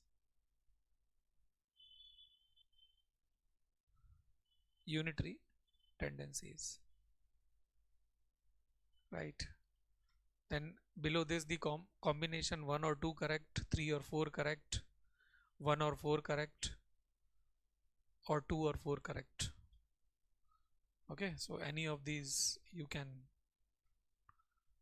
make and do let me know. Right? Civil and criminal cases se matlab, so gang of Wasifur have you seen? No? And Mirzapur. So when in the villages certain scenes are there, then who will try them? Not to the range that they have kind of criminal assault. But if the evidence, the statement of village court is there, then court is relatively more conclusive for at least the proofs. Okay. But yes, of course, you can go and appeal against the punishment given by village court. Maybe there is a favoritism, bias, no rationality behind the punishment. Anything can be possible. Then schedule 7 we talked about for the distribution of subject, the legislative base. Right, this was the only thing that we discussed. So we have to see schedule 8, 9, 10 today.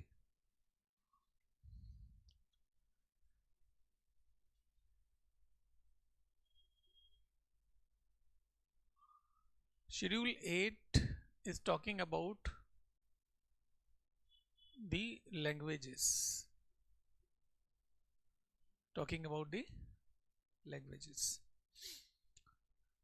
Originally, this schedule 8 had 14 language.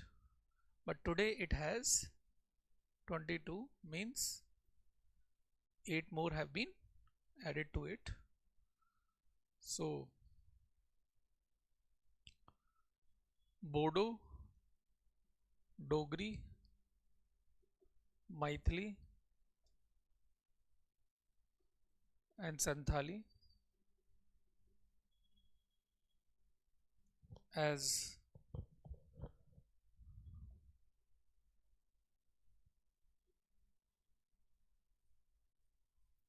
Konkani, Manipuri, Nepali as language, and Sindhi as 15th language. The importance of Schedule 8 lies in the fact that it provides the base to make new states. When the country got freedom, we were having this India into around 565 princely states. Princely states, as the name suggests, the prince is the head of it, the king. Monarchical setup, not the democratic setup, elections not taking place. So there was a question that India was getting freedom, or 565 countries in form of princely states were getting freedom. To integrate them, there was a separate ministry headed by Vallabhbhai Patel.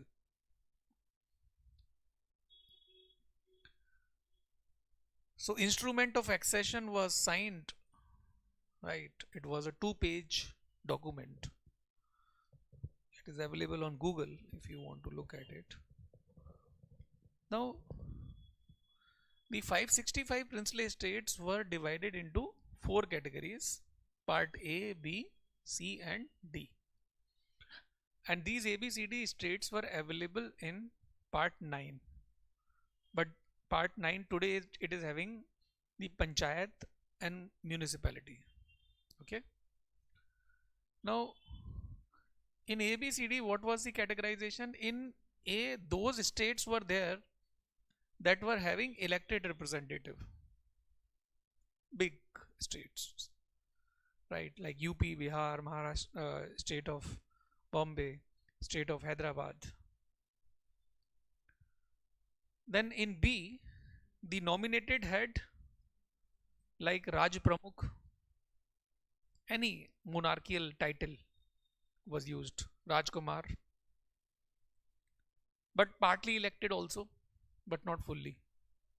But head was nominated or the prince.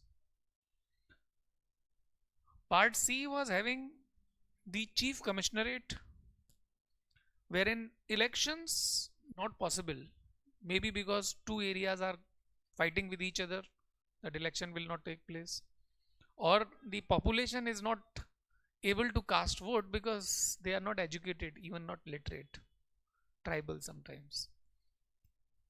So even you take the EVM, even today if you take the EVM to the tribals, what will they do? They will break it. They don't understand the meaning of the elections, voting and all.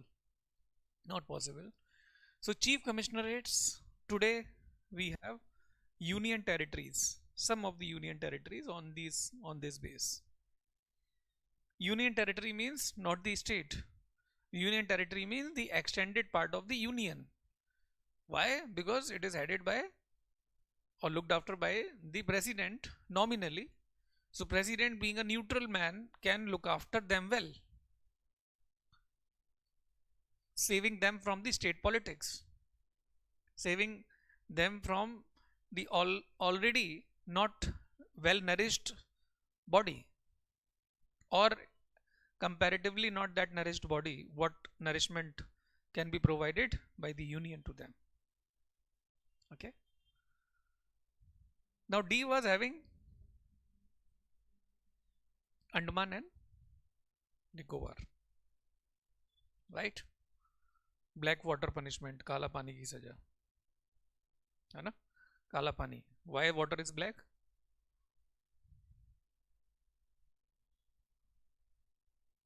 Water color with methane is generally black. Yes or no? Gutter water, methane water, black.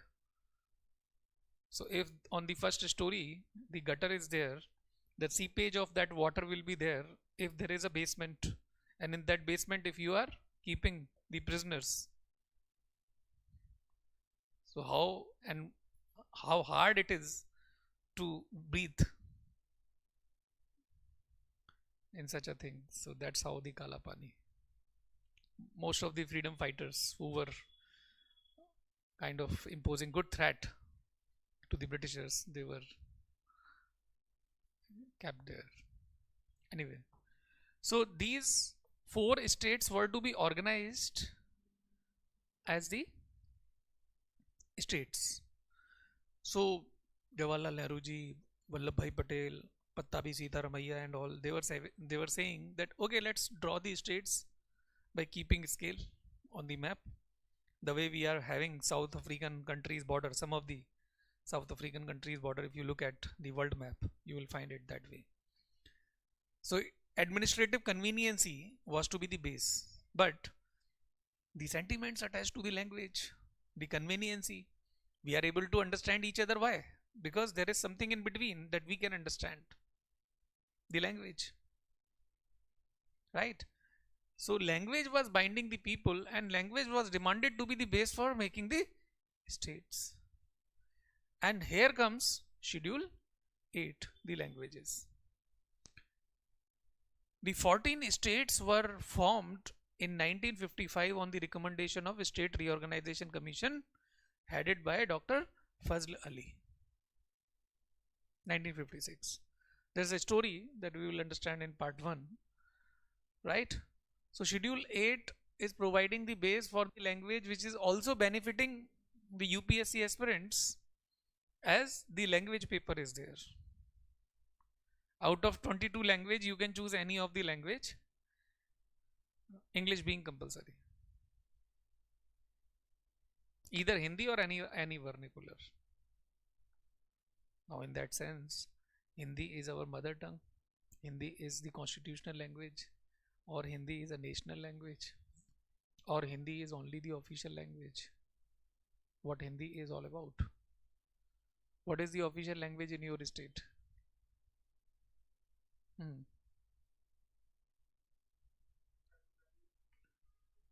In Manipur tribal language. Manipuri?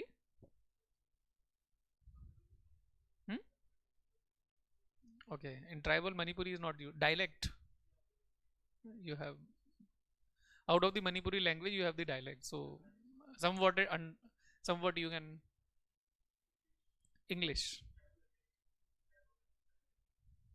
Okay. So in your area you have TAC. Autonomous, of course. No, autonomous council. Yeah, not TAC, but DCRC you must be having. District Council and Regional Council. Okay. So the Hindi is not the national language. Hindi is not the official language for all the states. Hindi is not even the official language of Union. Instead, Union has Devanagari script.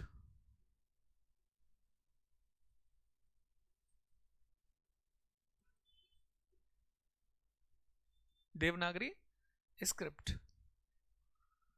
Devanagari script means Kaka Gaga, the alphabets used in Hindi. So it means Hindi was never the official language, nor it is. Hindi, because basis Sanskrit. Ah, ah. Kaka Gaga is what script?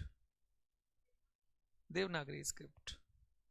But Sanskrit, I mean, I am not able to differentiate the actual Hindi script as well as the script for used for Sanskrit. But I don't remember or can recall any of the word that was not known to me while reading Sanskrit in my school days time. All the varna in all the alphabets. Yeah.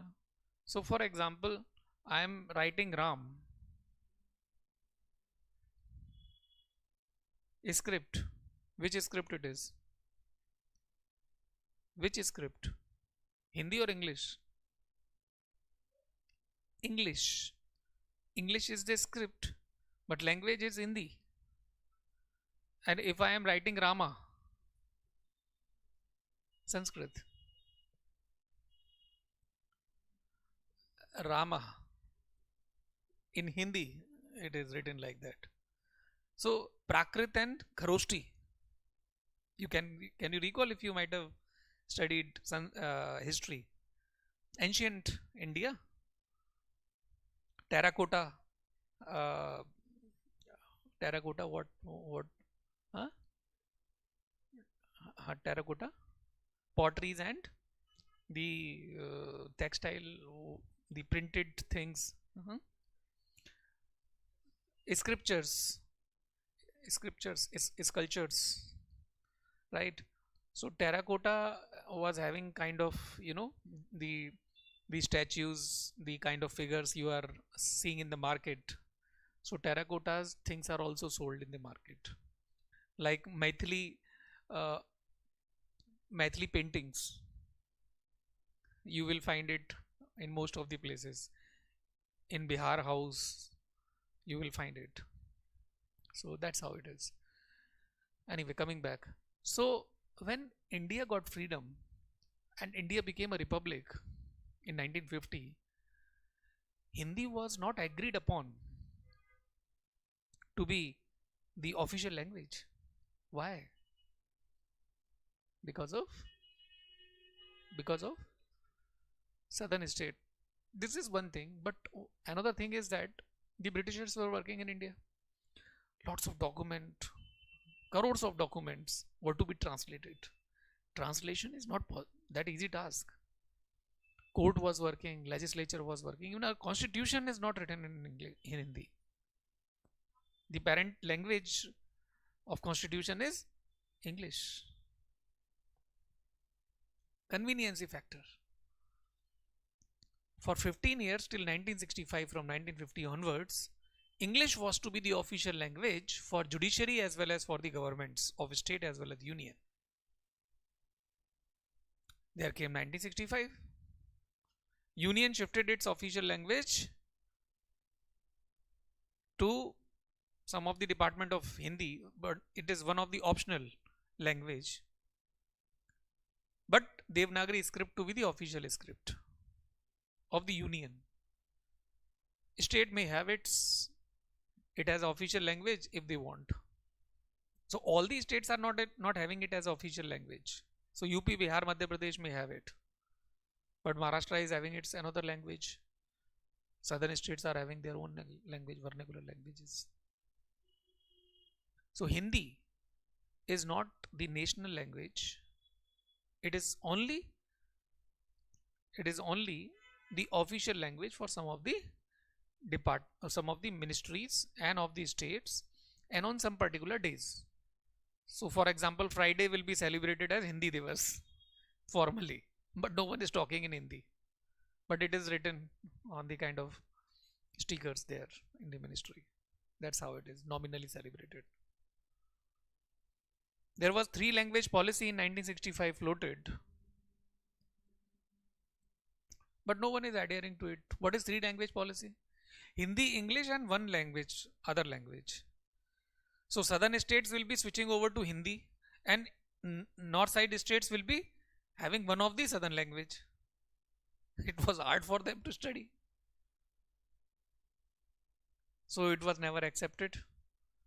And time and again, in the recent time also, There, like in 2019, there was the recommendation that TLP should be revived, but no one is adhering to it. Southern states are saying that you will be politically more active. People will be understanding Hindi, then more saffronization and palm, lotus and palm. 1963. Huh? Yes. Right? So time and again it is happening. Got the point? So languages. Now there comes Schedule 9.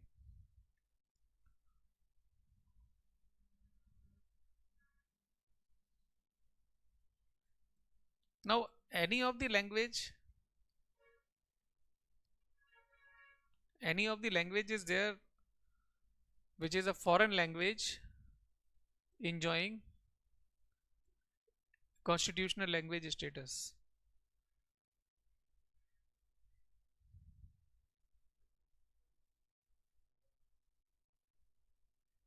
Nepali, I wrote.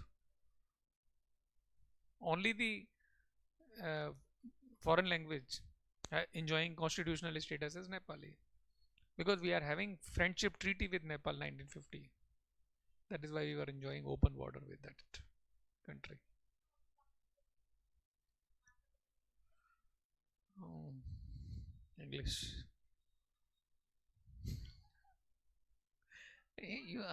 Logically you are correct. Very correct. English. English can be also one of the answer to save you, but the real answer will be something remote that people are not comfortable because it is not taught, but it is enjoying constitutional status. So English can also be one of the answer. Yeah, I did not think on these lines that English can also be the answer.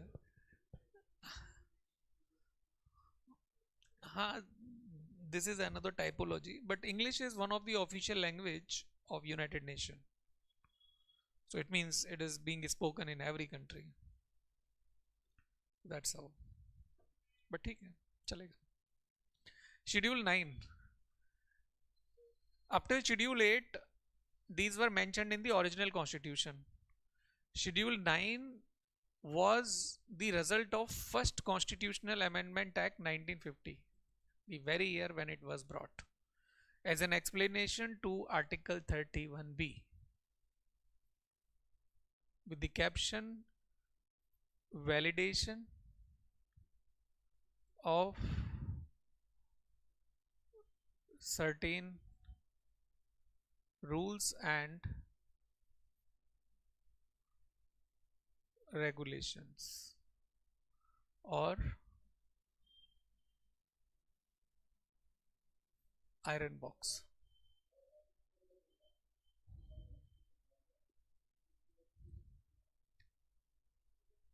Why iron box? Because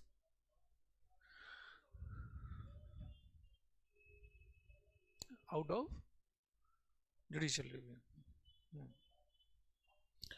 So iron box because of the fact that if you have kept a law inside it, judiciary cannot see it. Right? This is the meaning of iron box. It simply means that if parliament is coming up another law, and if it has been kept in Schedule 9,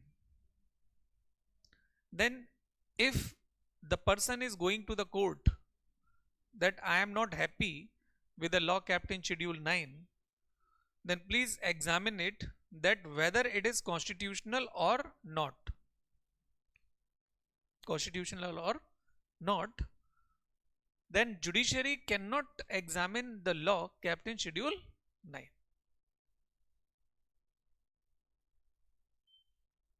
Getting my point?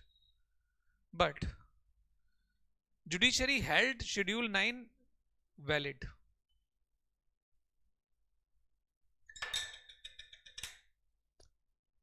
In Shankari Prasad case,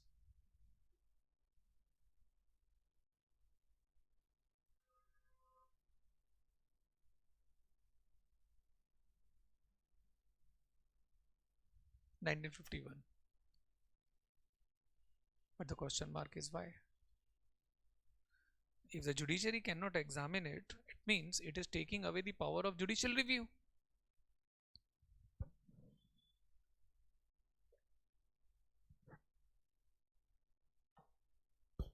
But the question is why?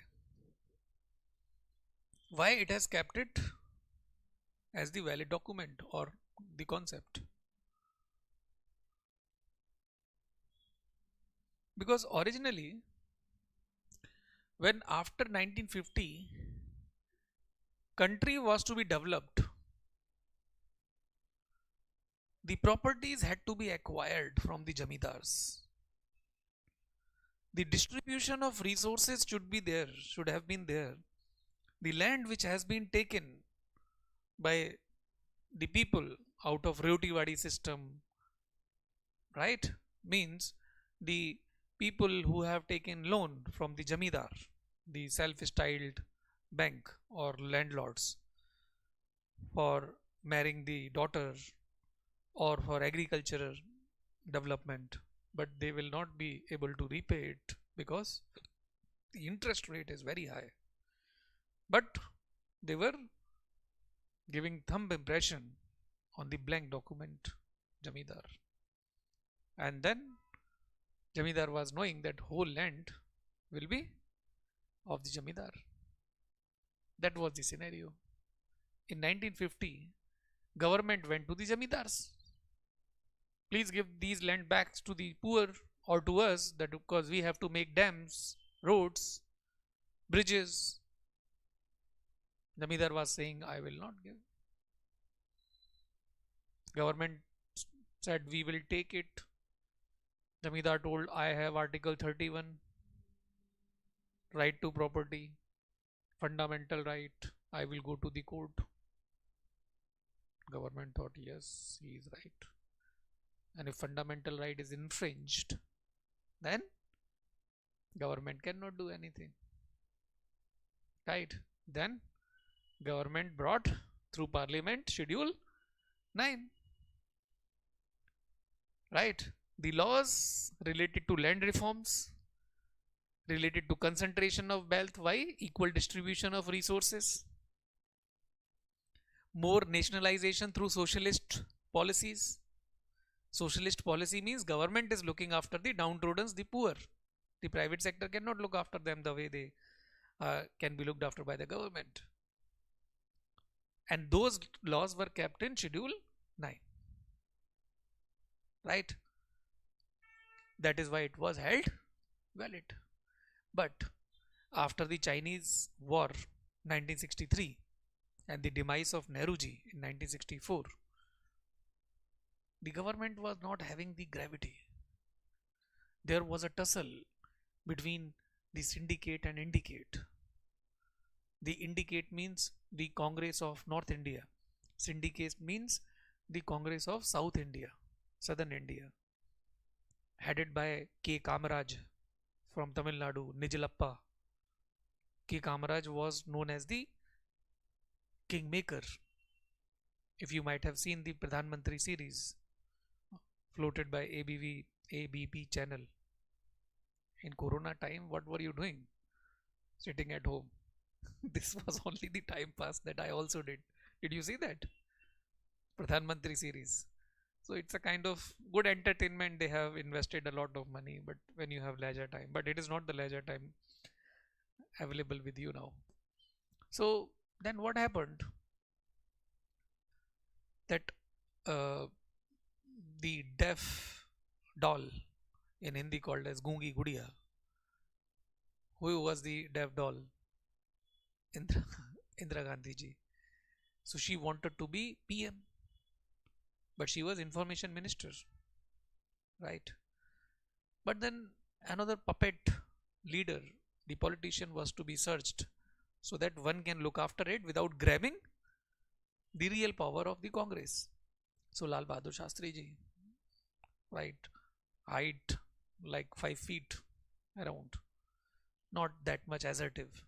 Okay, the way in the recent history you might have seen Dr. Manmohan Singh. Can you compare that cult with not Dr. Narendra Modi ji? The personality cult. Hmm? It's not the gym. Cult is also a gym. No? Cult means a kind of hmm? follower. Cult means trend. Okay. Cult means sometimes persona, aura of a personality. Creating, yeah, related to a kind of particular base, maybe religious base or any regional base, right? Particular value. So the cult is different of Dr. Manmohan Singh as of and of Narendra Modi ji. So that time that prime minister was searched, and less than 2 year life in Tashkent. Tashkent, Tashkent is a place. He had a meeting, and he was dead overnight under the suspicious circumstances that who gave him the milk in night with poison. Body was brought here with bluish color, I think. It is said that the Russian intelligence agency KGB was behind the scenario, but who ordered KGB? Right? Maybe the assertion, the acceptance of that leader was more because under leadership of Lal Bahadur Shastri ji, India won Pakistan war in 1965. Maybe because of the kind of out of the box strategy that the Pakistan was to be attacked not from the Wagah border side but from the sea route side. Maybe we were having the risk that we are getting into the international water without permission, but we did it. And India won the war. Then also the agrarian crisis, the famine was more in India that time. And Lal Bahadur Shastri ji asked the citizens that you can practice one time fasting for lunch or for dinner, because I have done it at my home by asking my children to keep fasting for even for a meal, one time meal, either of the lunch or of dinner, so that it is passing to the other one. So they did it. And also he asked the government to give 2 bulls with plow so that he can just do some agricultural activity behind the kind of courtyard or say the open field in the house, PM house. So he was doing it. The pictures were published in the dailies means newspapers, so as to give motivation to the other people, so as to have the subsistence farming. Subsistence farming means you are growing the agriculture for your own consumption. It is possible. Kitchen gardening hobby. So acceptance of this man was more. Now after the political flavor was different, the government was weak, the savior was to be the judiciary. When you are not thinking about the survival of the nation but you are thinking about the survival of the government, then what will you be doing? You will be using the parliament to make the laws, to enact those laws which are saving the government. And that is why the colorable legislations were kept under Schedule 9. Colorable legislation, one example is reservation. Colorable legislation means what? A gift box. On your birthday, your friend sent you a box with kind of very attractive wrapping. You opened it and there came a punch. It happens with the friends. So what is the what is analogy here? that law is looking very attractive, but the underlying theme is exploitative in nature.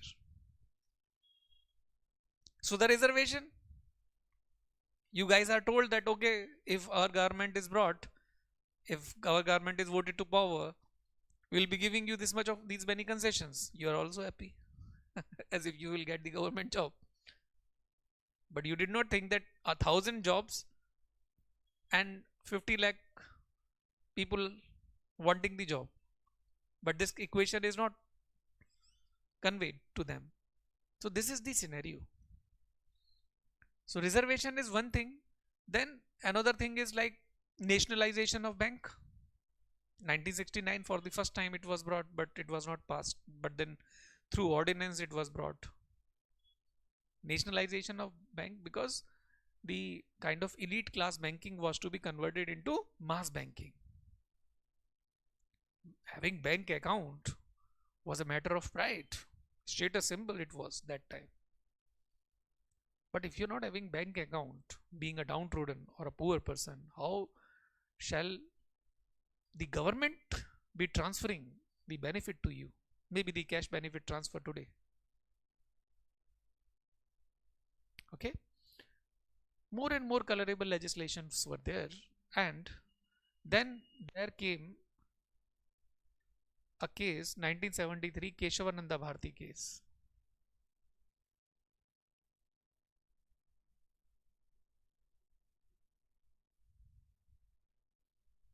In that case, judiciary held that on the day when the decision was given on 24th April 1973, that whatever, how many is in 60s the number of the laws kept in schedule 9, whatever laws you have kept in it, we are accepting it that these cannot be examined by us, no problem in that. But after this date, if you are keeping any law in this, it will be subject to the judicial scrutiny, judicially examined, to the extent that it is destroying basic structure of the constitution.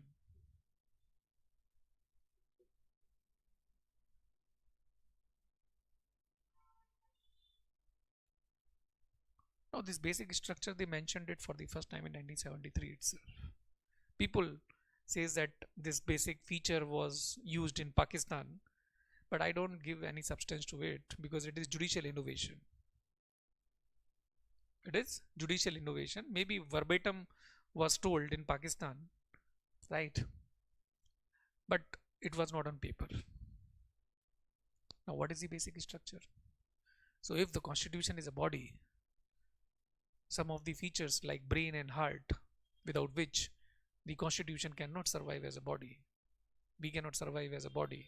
But if our finger is cut, right, then we can survive. So some of the core features which are important for the constitutional identity is good.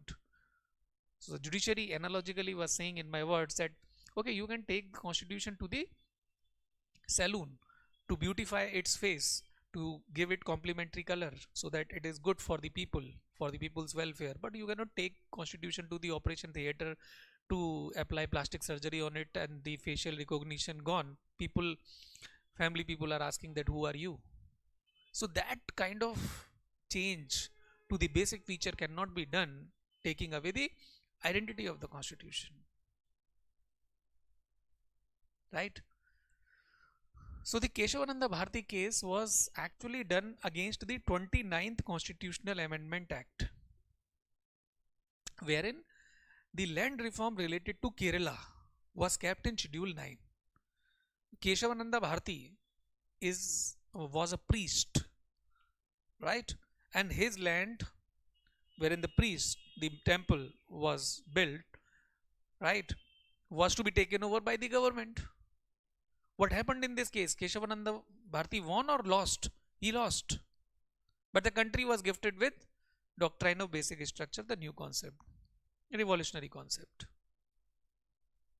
He lost. Government took over the property. But now Schedule 9,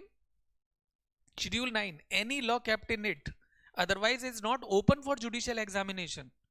But if the case has been put that it is destroying basic structure, then judiciary will examine it. To the extent it is destroying the basic structure, it means part of the law can be declared unconstitutional and part of the law can be allowed to exist. Hmm?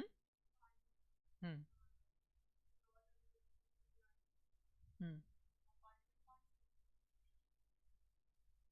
Parliament also, Parliament keeps Parliament keeps law in Schedule 9 only. They can change it. Schedule 9 was brought by Parliament only, and Schedule 9 was brought as a box that we can keep the law in it. There was nothing in it. Schedule 9 was kept vacant because earlier part A, B, C, D, just I told in Schedule 8 that the categorization of the states were there. It was deleted. It was lying vacant. That's how it is. Okay. Now, after that, Parliament kept on keeping laws in it. मानी नहीं, ये तो कल के लिए कल देखा जाए. Tomorrow they will see that whether it is destroying basic structure or not. Let's keep. And as a result, the list was inflated. And by 2007, there were around 89 laws kept in it, which were not aiming the country's development, but for the survival of the government. And it led to filing of what is called as IR Coelho case.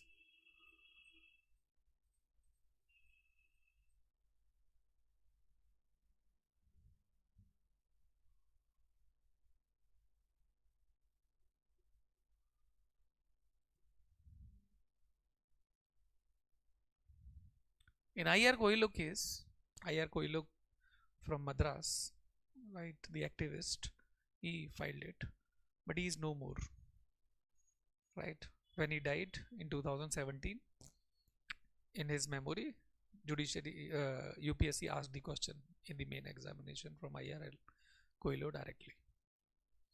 In IR Coelho case, judiciary held that, see Mr. Parliament and the government, whatever laws you are keeping in Schedule 9 now will be open for judicial examination whether it destroys basic structure or not. Further keeping the foot up. Understood? Means earlier what was the stand? That if the law is destroying basic structure, if the law is impacting on heart and mind of the constitution, then we will be examining it. But if it is cutting the finger and all, then there is no problem. Now what it is saying? That whether it is even touching the constitutional premises for it to be unconstitutional, then we will examine it. Leave aside the question of basic structure. It was fine. So Schedule 9 is like other provision of the constitution, not barring the judiciary from examining any of the law enacted by the Parliament.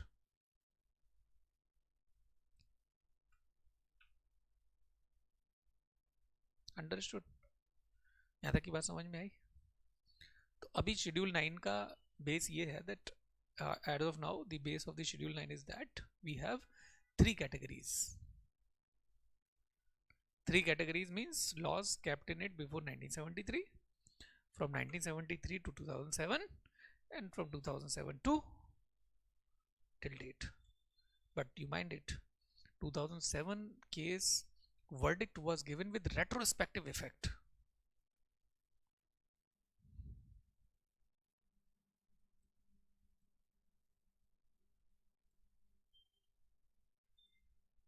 Retrospective is antonym of prospective.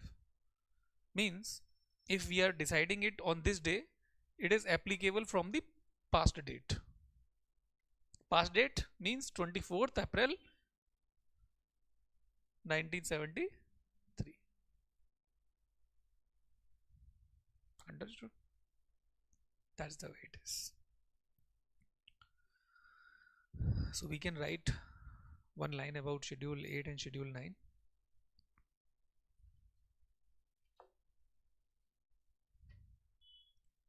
write in it.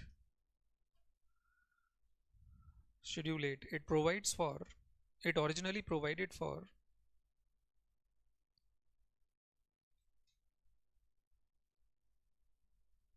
nearly provided for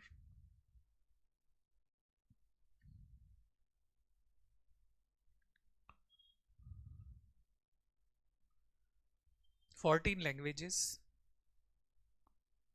14 languages, but today we have 22 languages in it.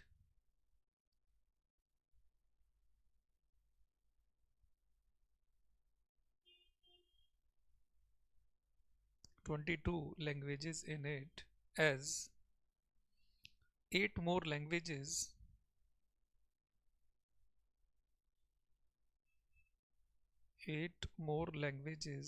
have been added to it, namely Sindhi, Konkani, Manipuri, Nepali,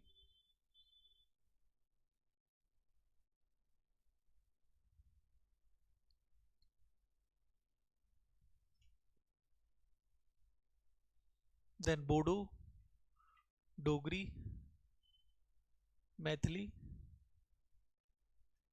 and Santhali.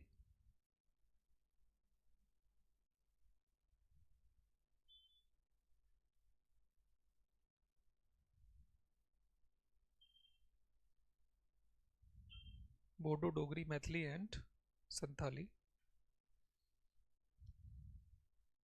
Right. In 1967, by 21st Constitutional Amendment Act, Sindhi was added.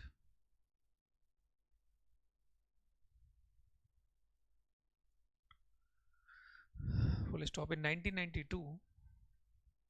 1992, by 71st Constitutional Amendment Act, Konkani, Manipuri, and Nepali were added. 71st Constitutional Amendment Act, Konkani, Manipuri, and Nepali were added.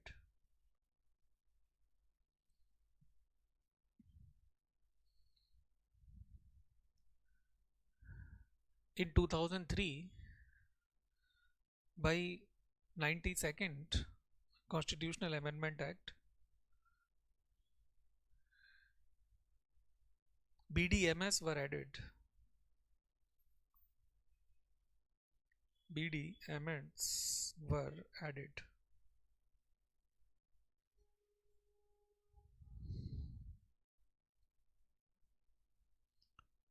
Right. It provide the base.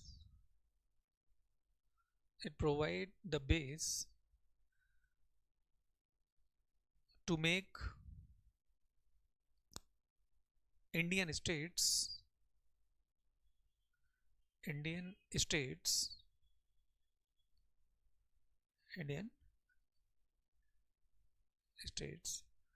Full stop. Also, the school, college, and competitive exams language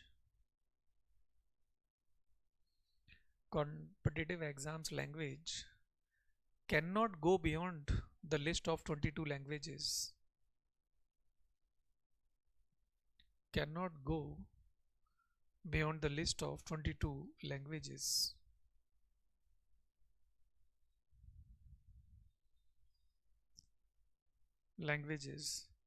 Right? The degree programs, vacancies of teachers and professors,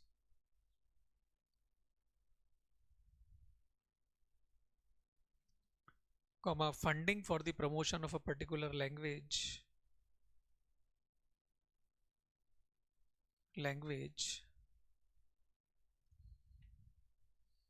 comma, literature fest for a language, literature festival, literature fest of a language, etc. are the benefits of a constitutional language.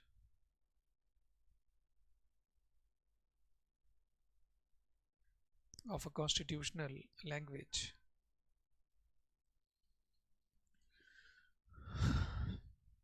Let's stop. 1950 to 1965. 1950 to 1965. English was to be the official language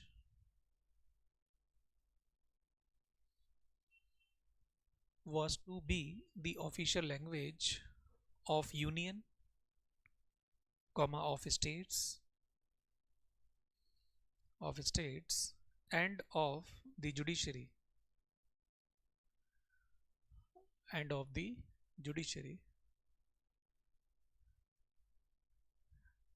Full stop. But in 1965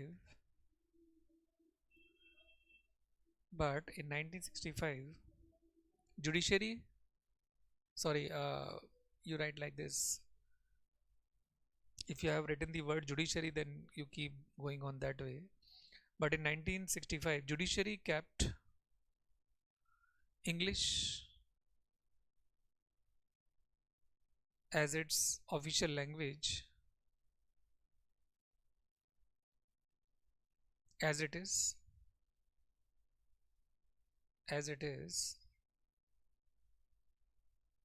and union changed its official language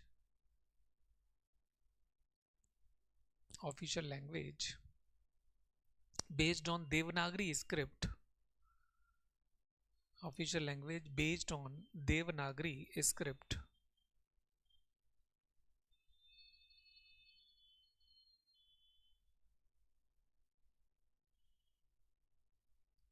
Devanagari script. It means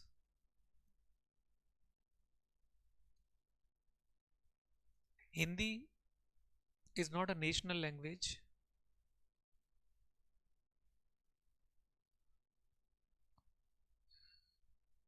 Not a national language, nor it is official language of all the states.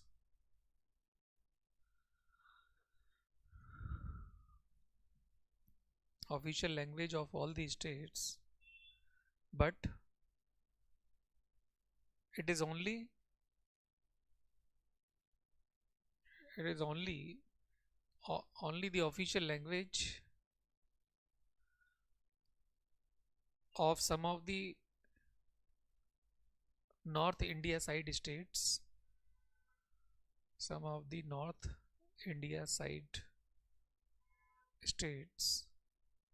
and of the union ministries.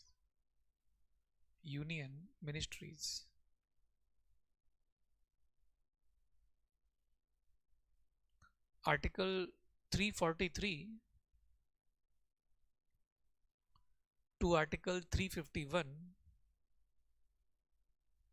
provides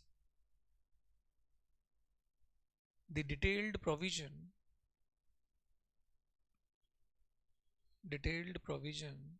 related to languages.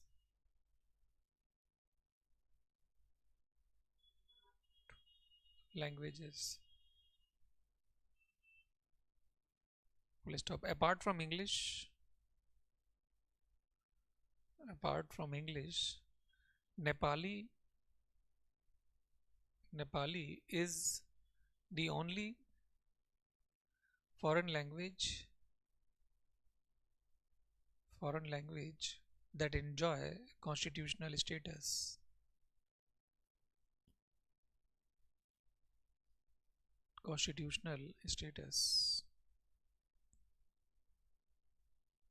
Then right below this, the provision in Schedule 8 can be amended by Constitutional Amendment Act under Article 368 using a special majority. Using a special majority. Okay. Now write about Schedule 9.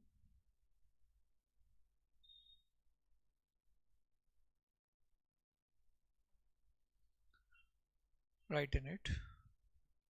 The caption of it, if you might have written validation of certain rules and regulation. If you have already written it, we can go ahead. It was enacted by the Parliament. Enacted by the Parliament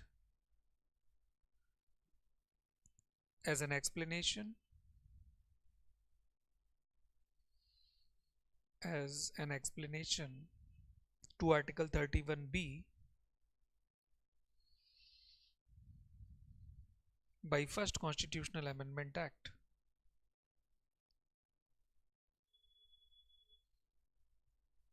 Amendment Act. Stop. It was enacted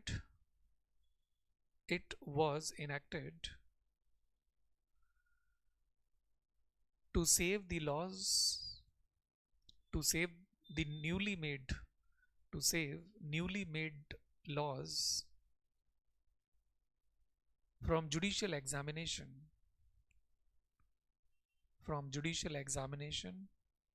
or scrutiny or review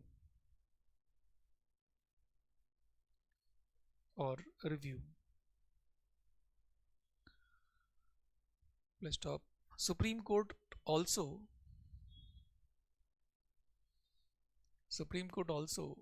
held it constitutionally valid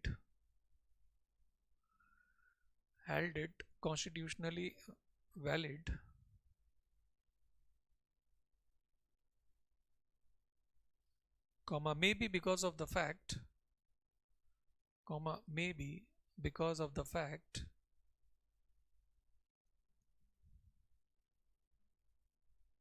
that originally it was used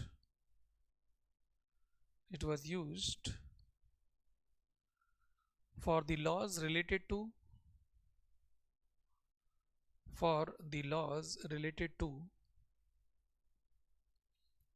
land reforms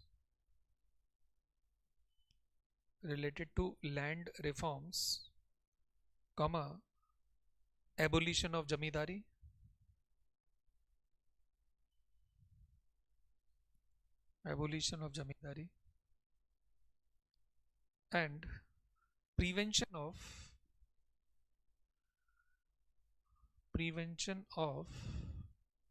concentration of wealth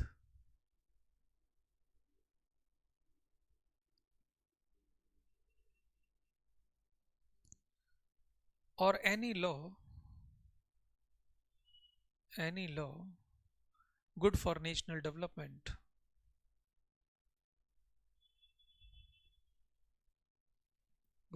national development.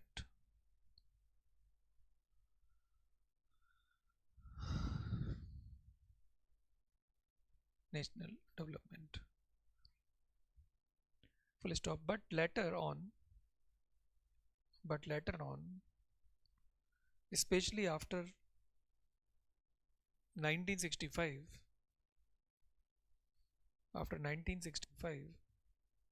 Schedule 9 was used more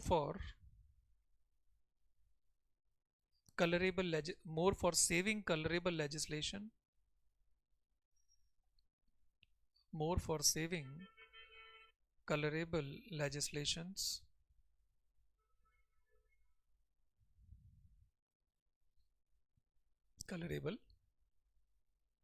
legislation, that aims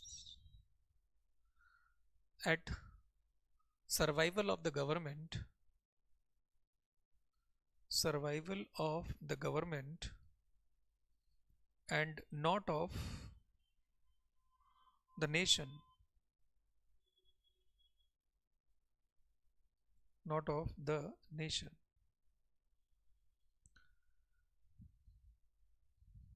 Full stop. Because of this fact,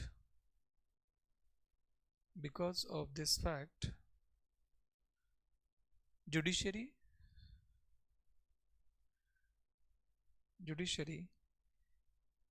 changed its earlier stand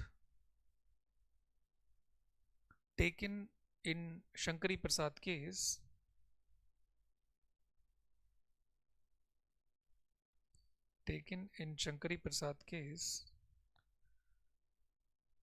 for Schedule 9 to be fully constitutionally valid,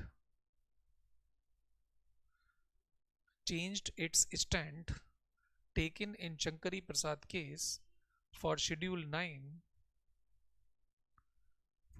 9 to be fully constitutionally valid, comma, and it held that, and it means court held that the laws kept in Schedule 9, which are 66 in number,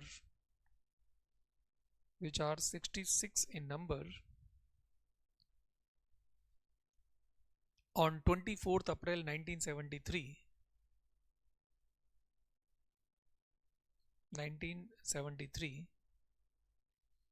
in Keshavananda Bharti case,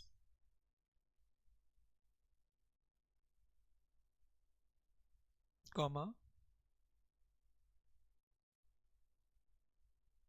are beyond the constitutional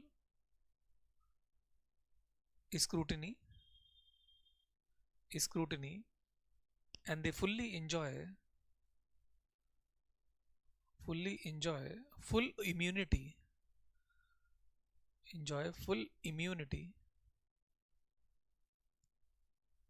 from judicial examination.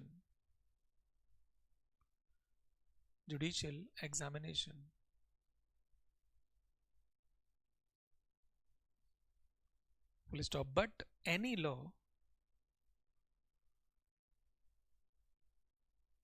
enacted by Parliament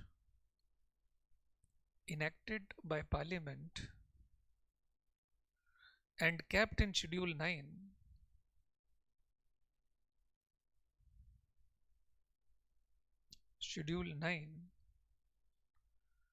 after 24th April 1973, comma, shall be open for judicial review and examination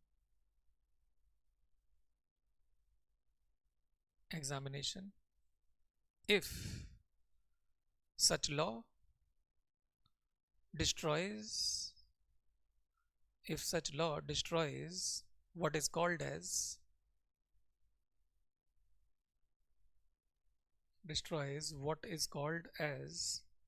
basic structure of the Constitution.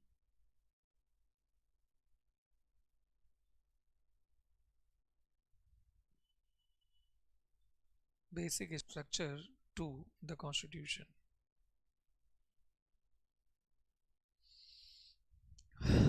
Next paragraph.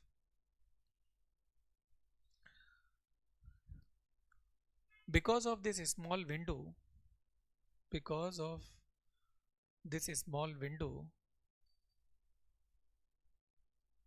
that a constitutional provision is part of basic structure or not, constitutional provision is part of basic structure or not,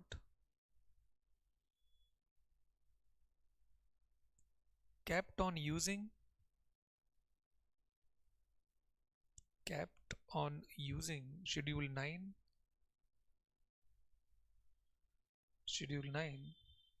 and by 2007,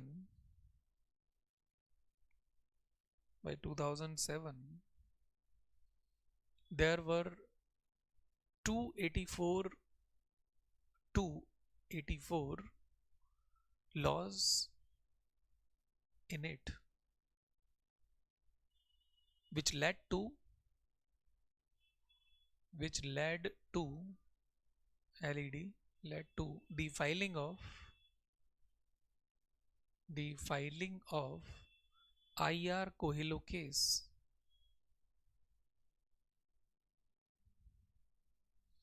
IR Coelho case in 2007, wherein judiciary held that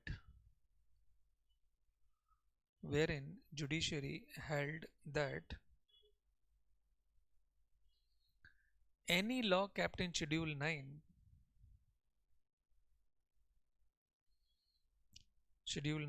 whether destroying basic structure or not,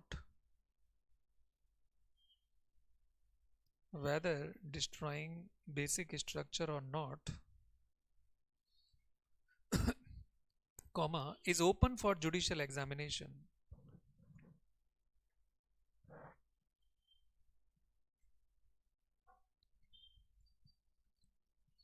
Is open for judicial examination.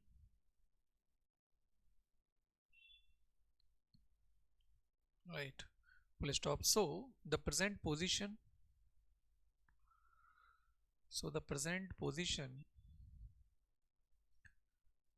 is that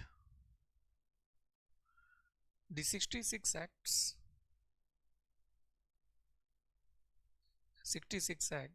kept in Schedule 9 before 1973 enjoys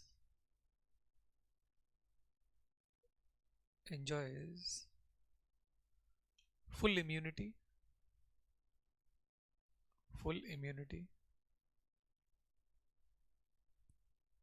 and the other laws kept in Schedule 9 after 1973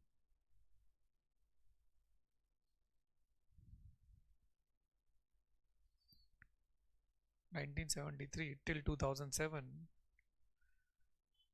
the limited immunity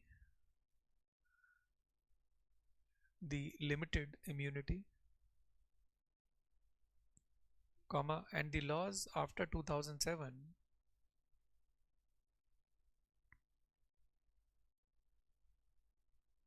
the laws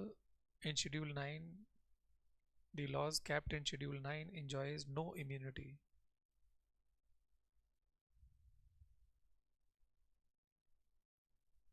Kept in Schedule 9, no immunity.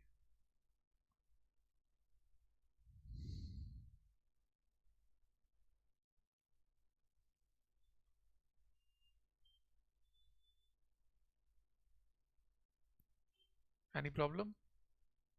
Any doubt? State legislature, both.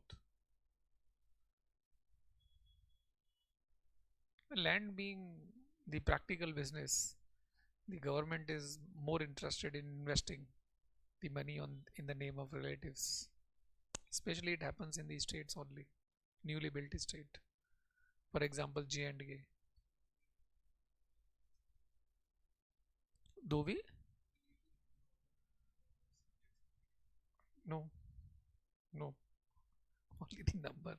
Even if you are not recalling the number, that is not a problem. But if in case in prelims sometimes examiner is not happy, coming hungry from home, then all the frustration will be poured on you. Yes or no? By framing hard questions. That's how it is. So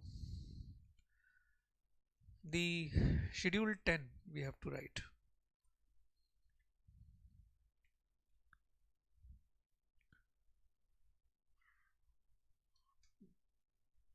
No, Schedule 10 we have to discuss.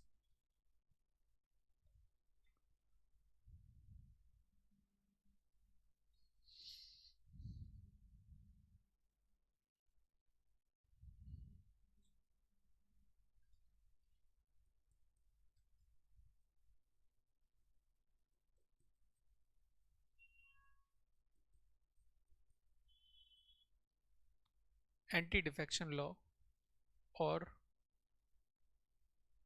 anti-horse trading law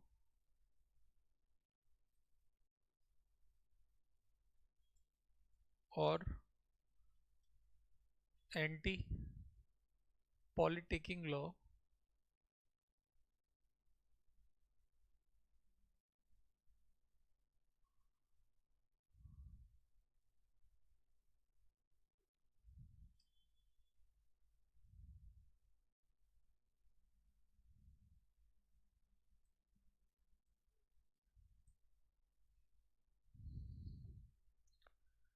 so anti-defection law,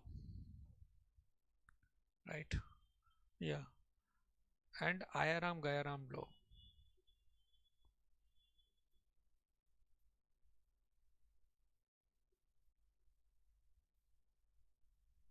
Ayaram Gayaram means Ram is coming and Ram is going. Ram arrived, Ram left law.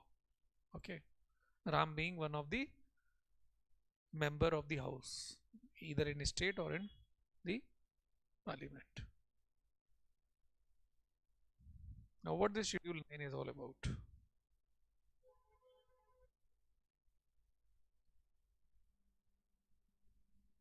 It was brought by 52nd Constitutional Amendment Act 1985 by Rajiv Gandhi government after the demise of Srimati Indira Gandhi ji. Yes or no? Now, the anti-defection law was brought because of the fact that India was converted into multi-party democracy. Multi-party democracy. What does it mean? It means from 1950 to 1975, if third time emergency, single party rule, Congress party, India saw. No other party was there. So Shama Prasad Mukherjee made the forerunner party for BJP today, right? But it could bring the desirable color only after 1989 kind of scenario. Before that there was no color. Only one time we saw in 1977 the Janata Party government, led by whom? Morarji Desai. Who is Morarji Desai?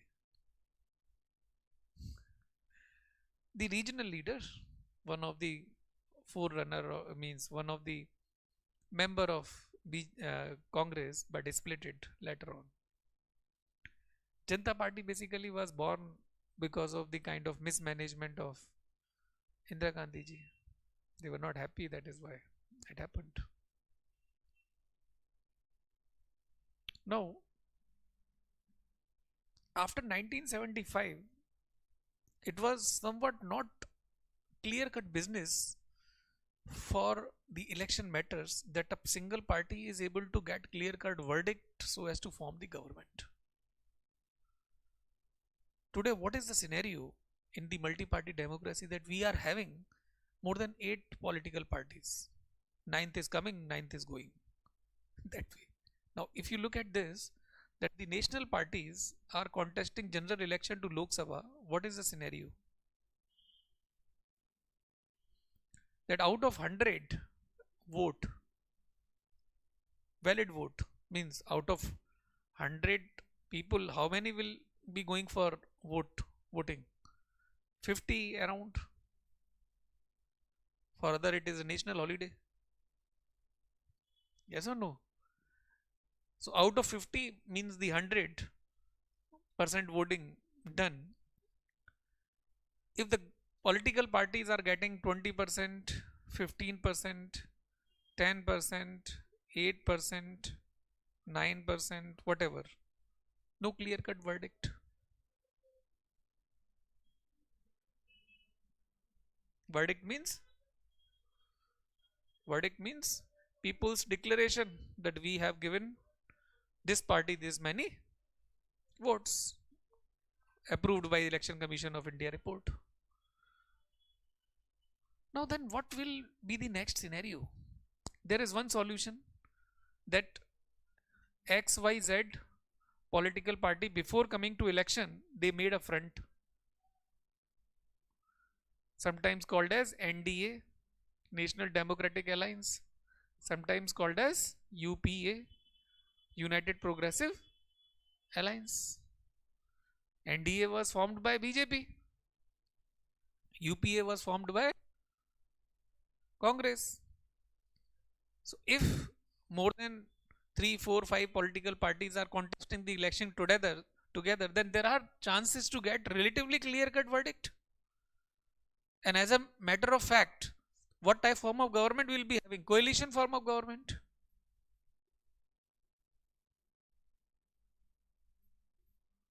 Coalition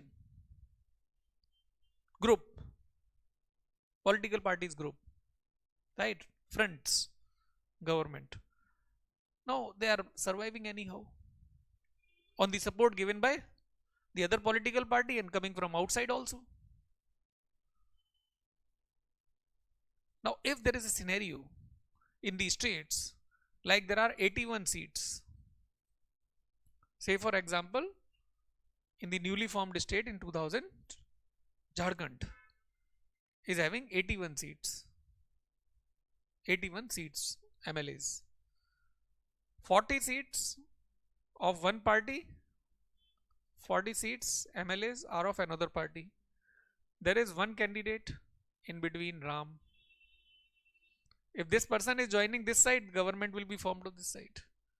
So Ram, 1 crore 1, 2 crore 1, 3 crore 1, 4 crore 1, 5 crore 1, 6 crore 1, 7 crore 1, 3 crore 1. Ram arrived, Ram left. Ram arrived, Ram left. So the bidding. Though it happened in 1967 scenario in Haryana, on the basis of it we are calling it Aya Ram Gaya Ram law. But you understand this scenario. It means in the language of cartoonist, Padma awardee cartoonist Lakshman Saab came in Hindu, the anti-defection law is like this.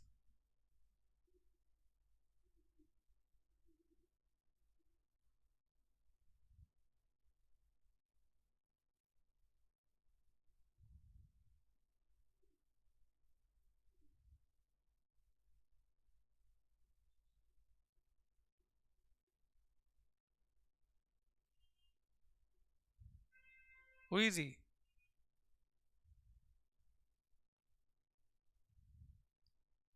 Cartoon.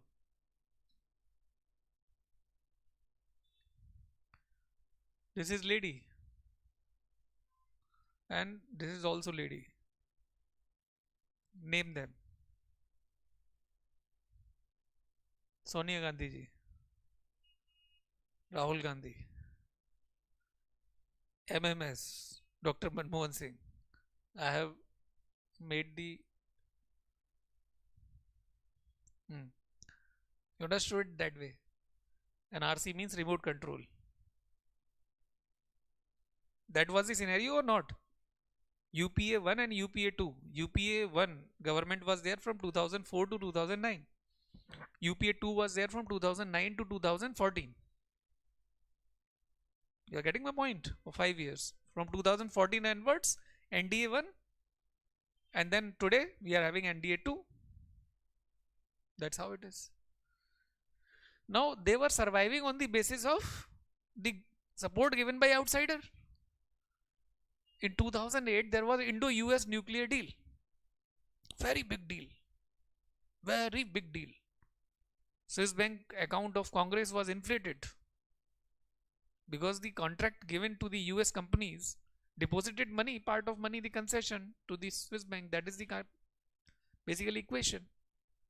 That money is used for election campaigning. From where the money will be coming? You tell me. The distribution of liquor overnight and cash also, sometimes freebies. How the money is managed, that is a practical business altogether. Now she is Didi from TMC.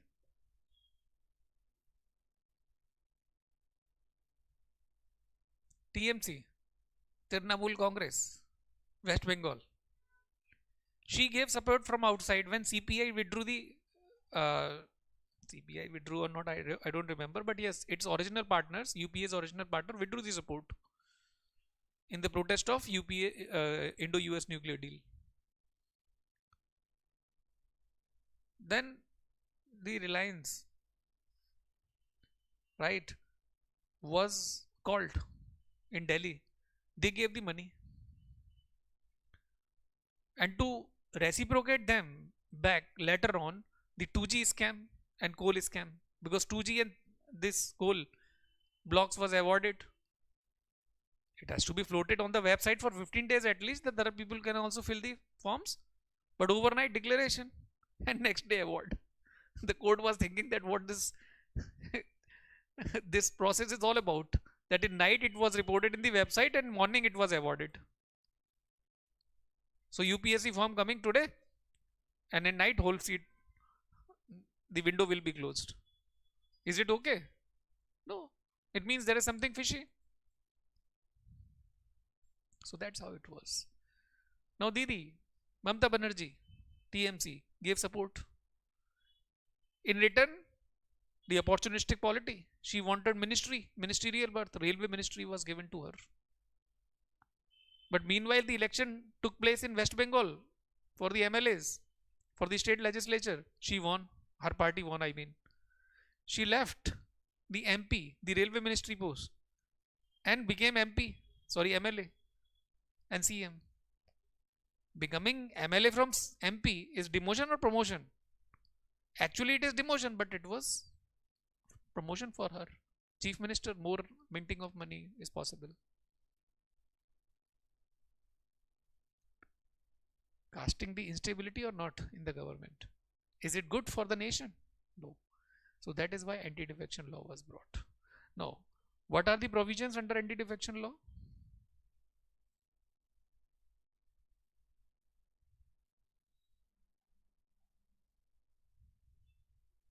Number one, if any person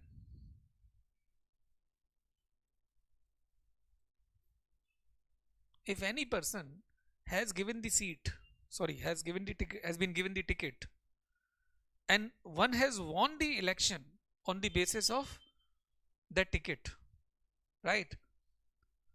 Then will be an MP or MLA from that party. If one is leaving that party after contesting election from that political party on the basis of issued ticket and winning the election, then one will be disqualified for being an MP or MLA. Then of no use for other political party. But he may resign or she may resign. And not joining the other political party, then one will not be disqualified. It means if I am of BJP or of Congress, if I have resigned, right, I will not be disqualified from being an MP or MLA. But I have joined other political party, then I will be disqualified. Then it is fine. Second, if an MP or MLA who is an independent MP or MLA, I mean necessarily I have not contested election on the basis of one political party ticket. Credentials are good in my constituency, right? So what will happen? If I am joining any other political party after winning the election, I will be disqualified. But it doesn't mean that I cannot give the support. I can give the support, but not joining the political party, it is also possible. Up to this point clear? Then the third scenario.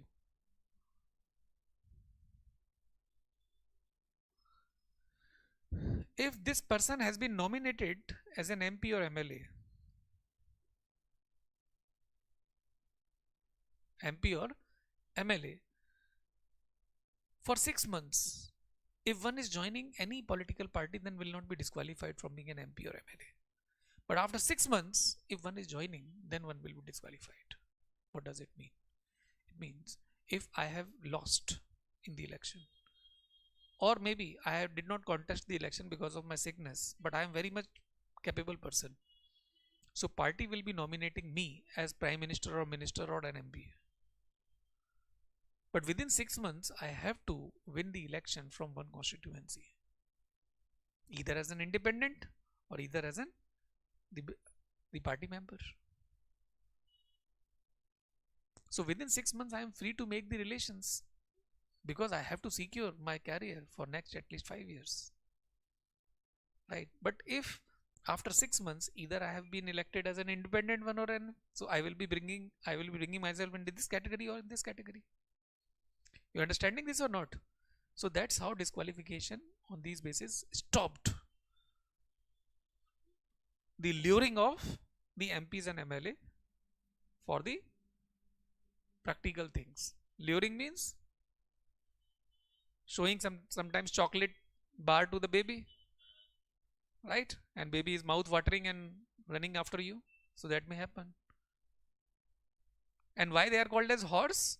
Because when they see the money, their heart becomes galloping horse. Galloping horse means fast running horse. Now, the fourth one, after winning the election, you have been elected as the speaker of the house. Speaker means, of course, the lower house presiding officer. And if you have shifted to other political party after resigning from the speaker post, and while becoming the speaker, you also resigned from that post. So the speaker post will become the conduit or route to shift to the other political party.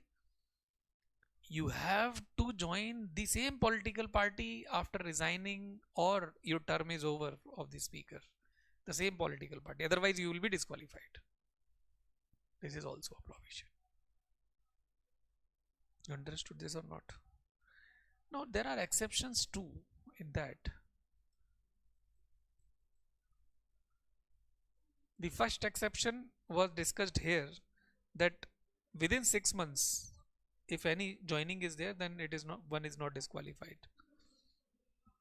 Another is if 2/3 or 66% of total members of a political party leave the political party on the basis of ideological differences. Then one may be wrong, but a group, the splinter group, cannot be wrong.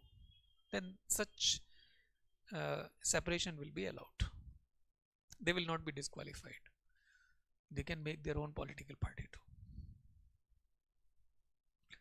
Originally, it also provided that 1/3 of the total political party members, means 33.3%, if they become the splinter group, then they will not be disqualified. But it has been deleted in 2003 by 91st Constitutional Amendment Act. Now it has been left over. You have understood this? Then the whip.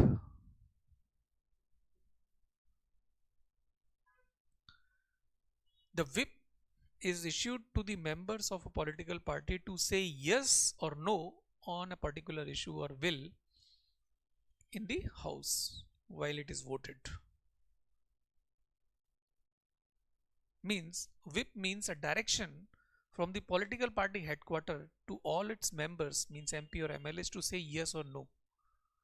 And whip is to be compulsorily followed in case of confidence motion, no confidence motion, passage of money bill, and for presidential address to pass it with what is called as vote of thanks. These 4 occasions it is compulsory. For other occasions you may ignore it. For these also, if by mistake you have defied it, then within 15 days your mistake has not been excused by political party headquarters, then you will be disqualified. These all provisions are there. Now to further neutralize or strengthen the position of anti-defection law, the same 91st Constitutional Amendment Act 2003 brought a limit cap or cap or limit on the size of the council of minister for it to be 15%. 15% of the size of the lower house, to have it what is called as less government, more governance.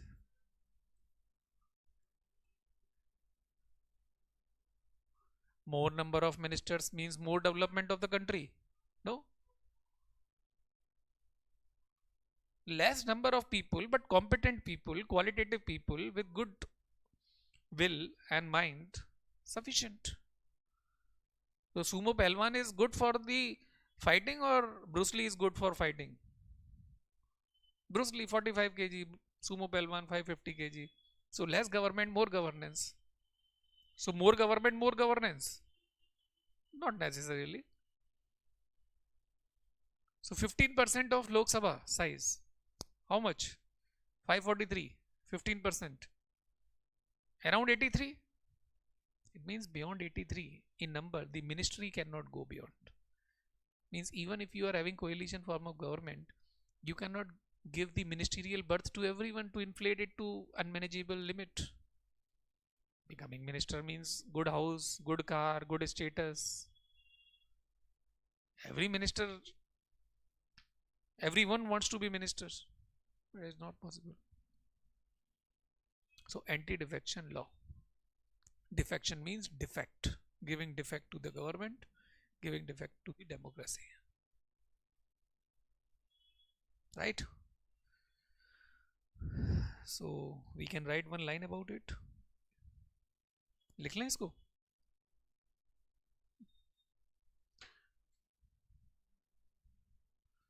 It is also called as, आपने सारे नाम लिख लिए होंगे मेरे हिसाब से.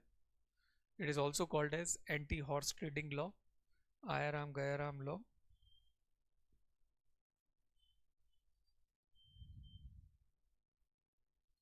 Write in it.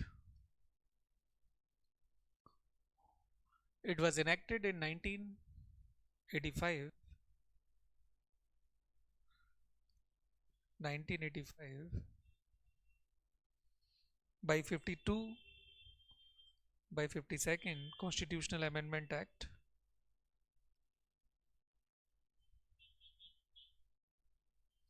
Second Constitutional Amendment Act to stop greedy and corrupted practices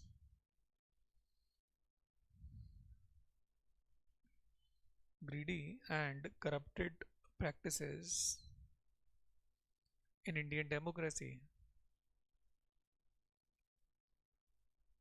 In Indian democracy.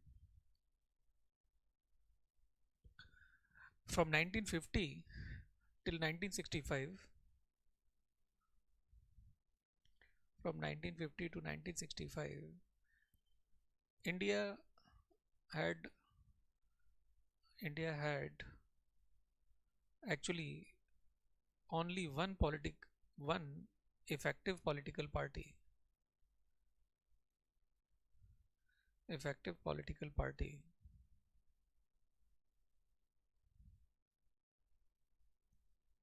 And it was able to secure clear-cut verdict.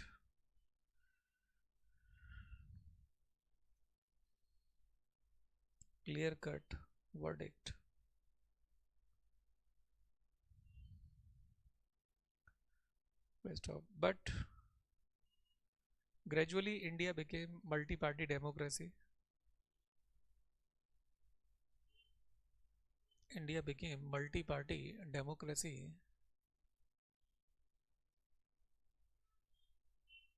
was hard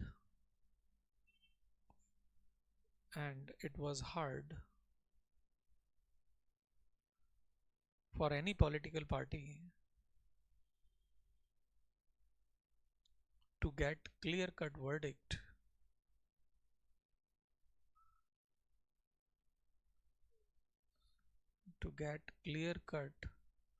verdict. Full stop. Election, before election, political parties started making front, like NDA or UPA,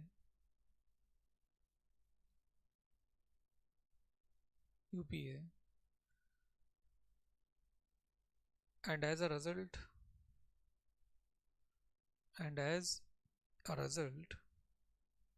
coalition form of government,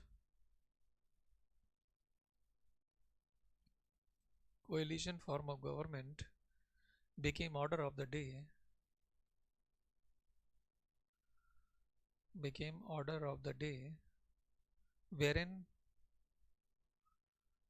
wherein parties, MPs and MLAs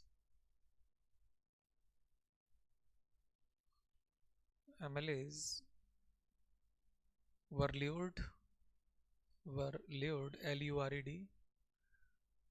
lured by monetary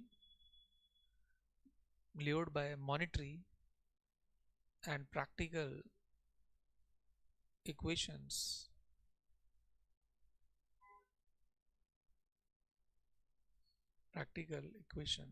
full stop. To stop it, ADL was brought. ADL means anti-defection law. ADL was brought with the following provisions.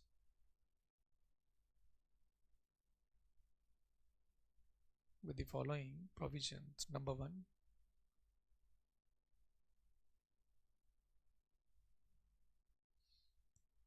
if any MP or MLA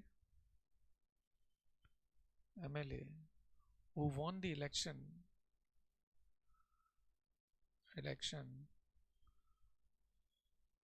on a political party ticket,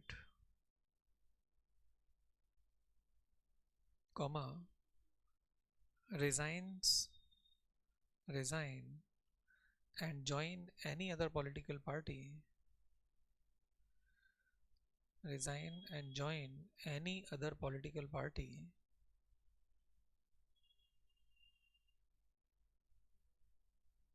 then one will be disqualified.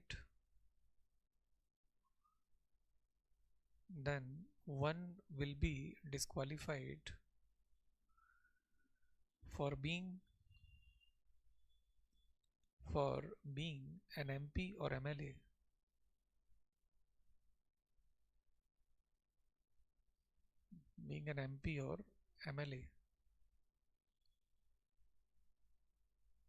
Right. The number two, if an independent MP or MLA joins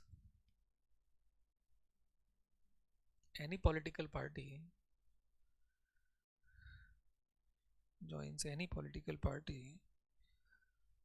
then one will be disqualified.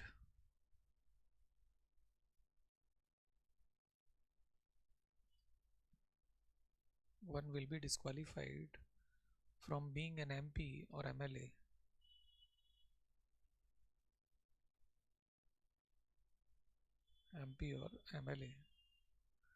Then number three, if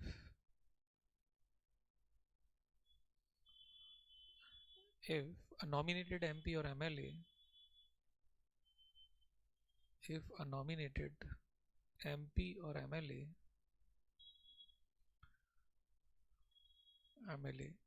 leaves,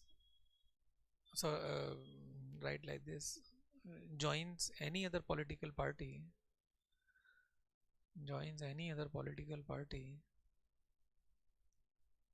after 6 months of nomination, then one will be disqualified.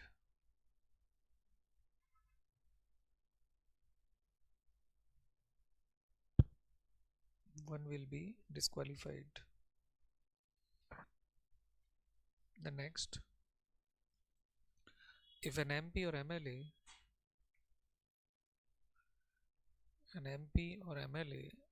defy DEFY, defy the whip, and his mistake, his oblique her mistake is not his defy the WHIP, whip, and his mistake has not been excused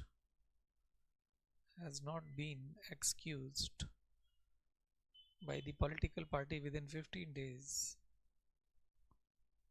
Within 15 days,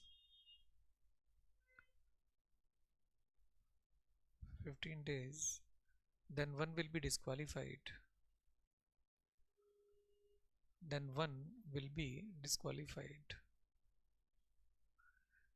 Full stop. Whip means direction. Whip means direction from political party headquarters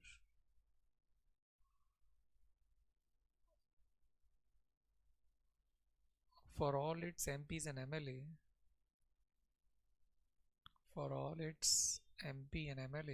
to say yes or no,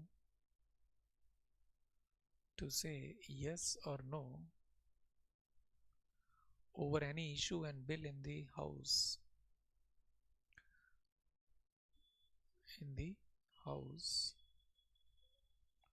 Over an issue or the bill in the house.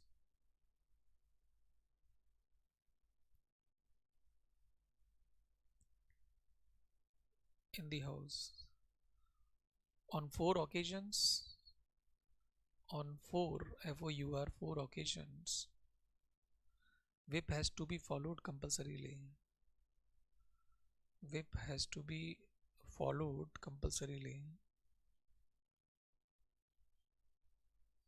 That is, during confidence motion. Number 2, during no confidence motion.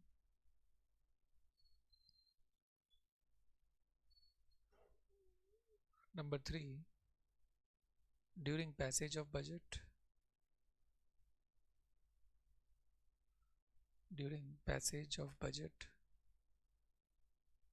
Then number 4, during presidential address passage through vote of thanks. Presidential address passage through vote of thanks. Okay. The next,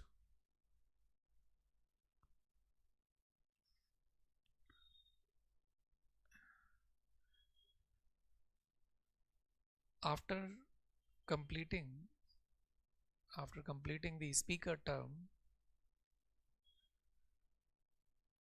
or resigning from the speaker's office,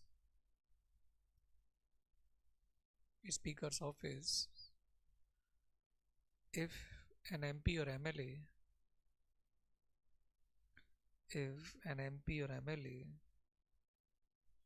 does not join his original political party,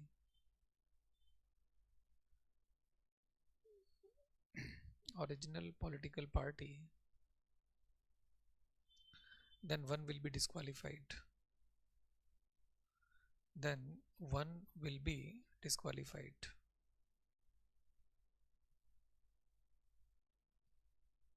Okay.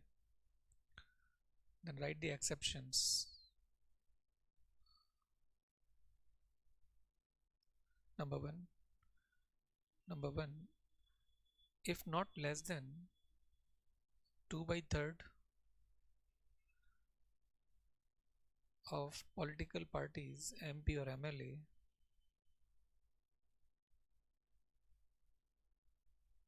leave it on ideological differences,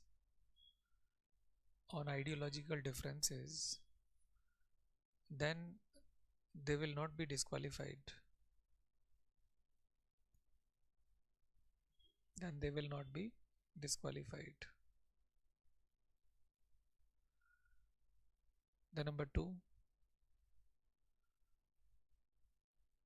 if one nominated MP or MLA,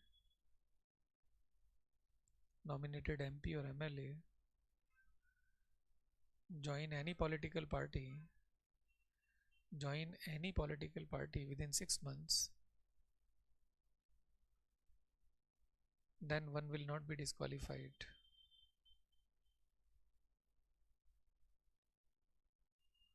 Then one will not be disqualified. Right. And right below this, to strengthen ADL further,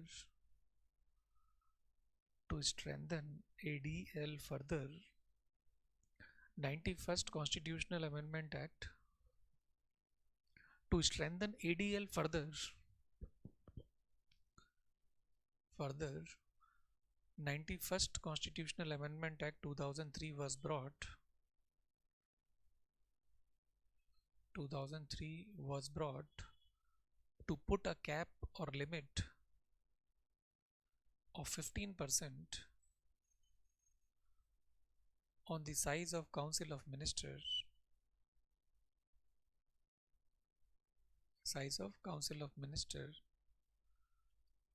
For 15%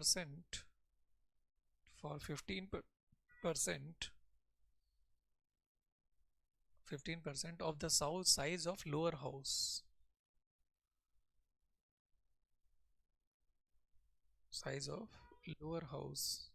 So as to have less government, more governance.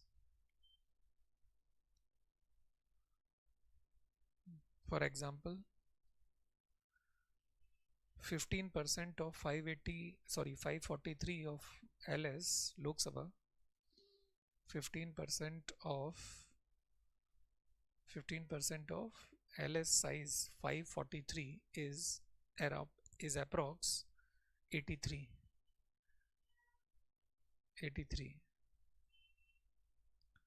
The maximum size for COM of Union, maximum size of Council of Minister of Union.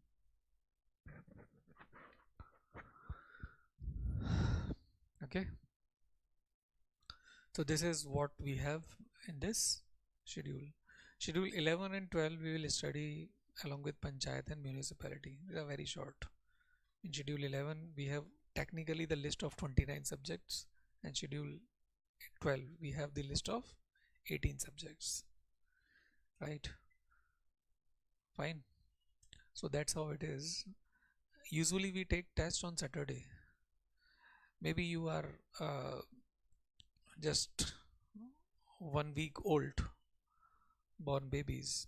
So on Saturdays test may be there, or we can post the question by seeing Google, by seeing your notebook. You can write the answers. Okay, we'll send the question at home. You can write it for your own practice, not to be evaluated, but you can see yourself the way you want. On Sunday we keep holidays, and on Monday we start the class again. And if you want, we can keep Sunday's class too, but it will not be kind of desirable thing by all. Yes or no? Yes. You can come and write the test here. You can write the test here at home also. Subjective, descriptive only. If the objective test is to be there, then we will conduct it here or in front of us, giving you half an hour time to solve it, then we'll followed by the discussion. But not this week, at least. From next Saturday we can have this. That would be fine. You will be having relatively good base. Okay, so that's fine. So just read it and do some of the homework, pending business of the week on Sundays. So then see you on Monday. Okay, any skippage of the classes from next week onward we will try to cover by giving more hours to it. No problem. 3 to 4 hour of class. Chalega? Not a problem? Okay, good. We'll try it once, then let's see our comfort level. So see you. All the best.